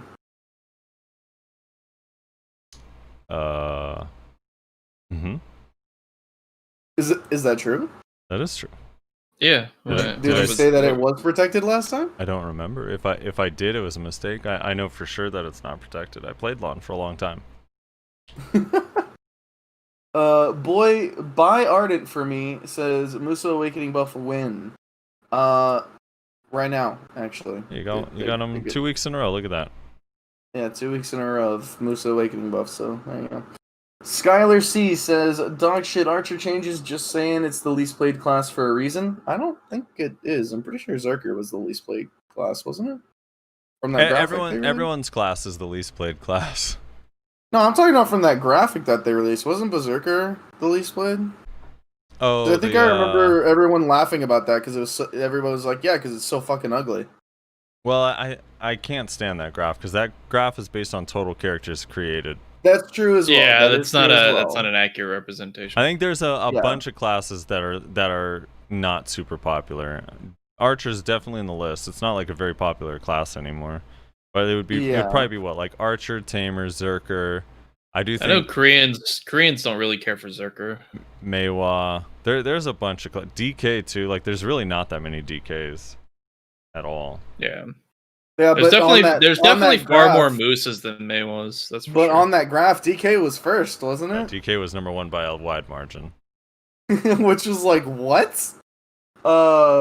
So I don't know what they would change without making it broken. I think the damage is fine. Maybe accuracy buff, since the highest accuracy modifier is 10% and lower. Long ass animations relies on knockdowns, but most people run knockdown resist, rarely kill people unless they're knocked down or don't have any DP, where other classes can. Wait, Shit, open most world people because- do not run KD resist. Yeah. That is such a lie. That- Very not few a- people run KD resist. Yeah, Like, most people specifically. just have the natural 44, 50 Yeah. plus % from their gems and their fucking villa and food buffs and stuff like that. They don't typically stack specific resists as much anymore. There's some people out there that do, but yeah, I agree with Frosty on that. It's not common anymore. It used to be. It used to be very common, but not so much anymore. He also says, dog shit open world because of Z-axis and monster block. BA isn't really an accurate representation of their PvP because of terrain that is in the actual game. Half of a class, Suck Ranger, is better than a whole class Archer at what they're actually not dog shit at, parentheses large scale. Then Ranger can just switch back to Awakening and are better than Archer in 1v1. Like, Archer isn't bad at anything, but it's also not really good at anything. Also annoying, they aren't that great at spots where you can't KD the mobs, since you can't get back attacks. If they just fixed the Z-axis, I'd be happy. People talking Musa, when in my opinion it isn't even bad. Maybe Awakening, but still not the worst class. Suck is like the same playstyle, might not be great, but welcome to the club of non-Suck Wiz. Everyone forget about the redheaded stepchild Archer, or doesn't give a shit because of all the dog shit memes when it first came out, because nobody knew how to play against it. Lol, don't get me started on Suck Wiz. Since we're talking about range classes and how Archer compares to them, might as well just have 100 Suck Wiz Rangers, because Archer's dog shit compared to them in Siege. Maybe one day Archer will come back to its glory. It seems Mystic is slowly coming back to being broken too. At high gear, Owen the changes to Piercing Light. The devs were like, what's the most useless thing we can do to buff quote-unquote Archer? Let's give them some damage on Piercing Light that already did damage, and I think I saw maybe they were buffing Meteor Dives damage, a utility skill that does no damage even with buffs. Owen, remove PA, sorry for the rant. I mean, they do useless buffs on a lot of classes, to be perfectly honest. I think for like Archer, I generally respect General Moores when it comes to Archer stuff, because he's in like Kyrene for Musa, it's just more subtle the way they talk about the class. I don't know, this stuff is so hyperbolic with what I'm reading here. Yeah.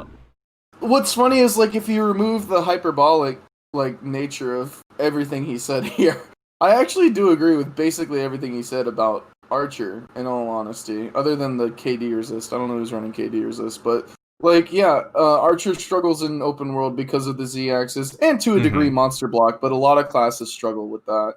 BA is annoying because, again, the terrain is like not flat, so a lot of your shots will like run into the fucking ground, which can be really frustrating at times. Right. Suck Ranger is better than Archer at large scale, and then can swap to Awakening. I don't know if I would say Awaken Ranger is better than Archer, but it's definitely like not like they're about the same. I would personally say, to me, I would say they're about the same, but who knows? Maybe I'm just maybe I haven't fought a good like Awaken Ranger. And then what else did he say? Compared to Suck Wiz, it's garbage. Yeah, it is. Everything's garbage compared to Suck Wiz.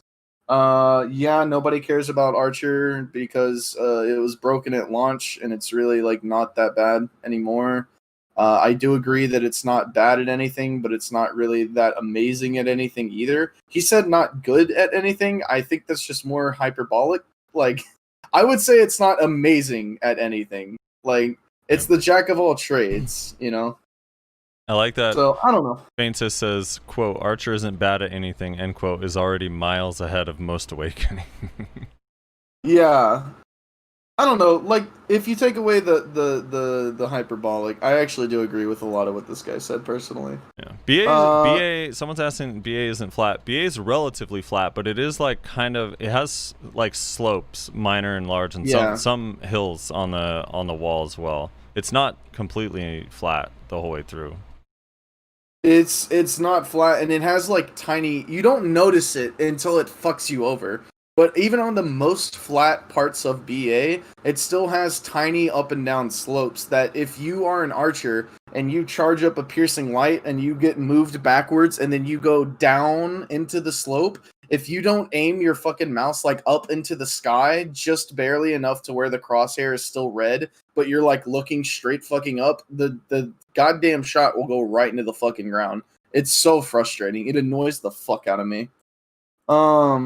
Lupix says, someone wondered what percentage a 200 stack on Pen Ogre is, so here you go for science. And it is, well, he did a tongue grad neck. It is 10.5%. Oh, and he's hitting it. Oh, who is this? Do they get it? I hate this person. Oh, they failed. I love them then. Poor guys. They failed. Thank you for the science, Lupix. Thank you for the science. 10.5 at 200. Also, fuck, dude. Also, rest in peace. That so tongue grad necklace. Low, dude. It's so low. Tim says, when 350 DP is only somewhat geared, quote unquote, wonder what the secret that the player base has to get so much gear. And then how about that replies Cash Shop Cron Candy. Cron Candy.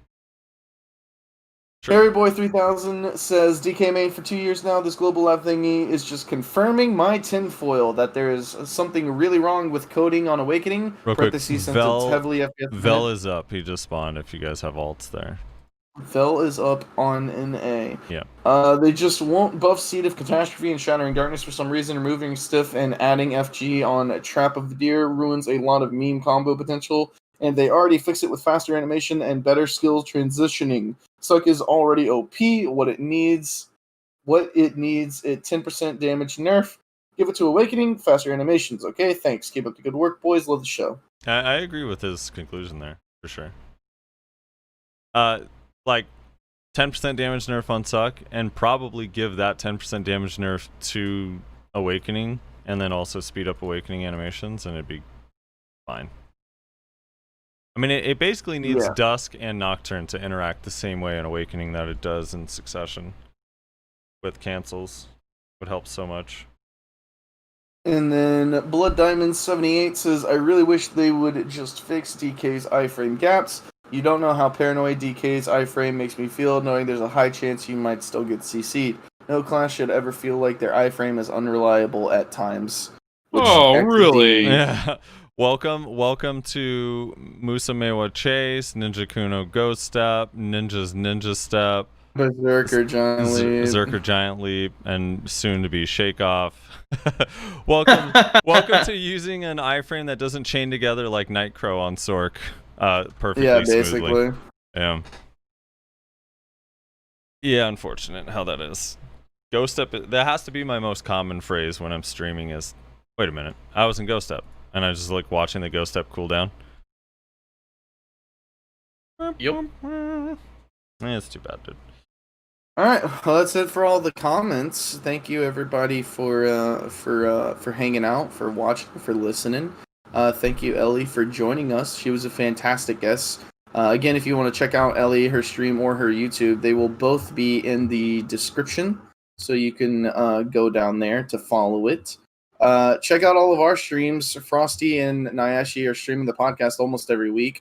And that is Nyashi_NA. So Frosty, and then I stream at NotReslar, all twitch.tv/, obviously. What else is there? I think that's about it. Join the Discord. Yeah. I wanted to point out, I did get a new microphone, so I'm probably going to sound weird for everybody. And I'm contemplating donating my headset to Reslar. Yeah, dude. Yeah. You know, it's actually been like the funniest thing. Like everyone's like, "Oh, you got a new mic? Are you giving your old one to Reslar?" That's pretty great. And I'm like, you know what? That might not be a bad idea. I'm just waiting for this thing so I could plug in my new headphones because I'm just going to use in-ears. Once I have that, you know, we'll see. I can ship you a Oh fresh my pair of God. a fresh headset that comes with Corona, but you're already immune, so you should be fine. Yeah, I am already immune. That is true. I already had the Rona, so. Yeah, make sure you join the Discord because if we know who we're having as a guest like early on, we will announce it in the Discord and then people can ask questions like we did for Elly. So if you're wondering where we were getting all those questions for Elly from, it was from the community Discord. So make sure you join that as well. Thanks again to all of our patrons, I should say, on Patreon. Do you guys have anything before we close out of here? No, just gonna see if I got this Vel's heart and. Oh yeah, let's do a Vel heart check. All right, Vel heart check. I didn't. So.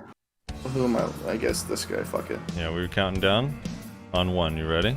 Hold on. I'm logging onto a different character. I like to find out my disappointment immediately. Sorry. My disappointment is immeasurable, and my day is ruined. Hold on, I'm logging onto a different character. Give me a second. Alright. One of us get it this time? One of these episodes will get one, right? It's inevitable eventually. Here we go. Alright, on 1. I'm ready when you are. Alright, on 1. Here we go. 3, 2, 1. Think I should. Nothing. Wow. And on that note, that's going to end the podcast. Thanks again, everybody. Have a good time, and we will see you next week.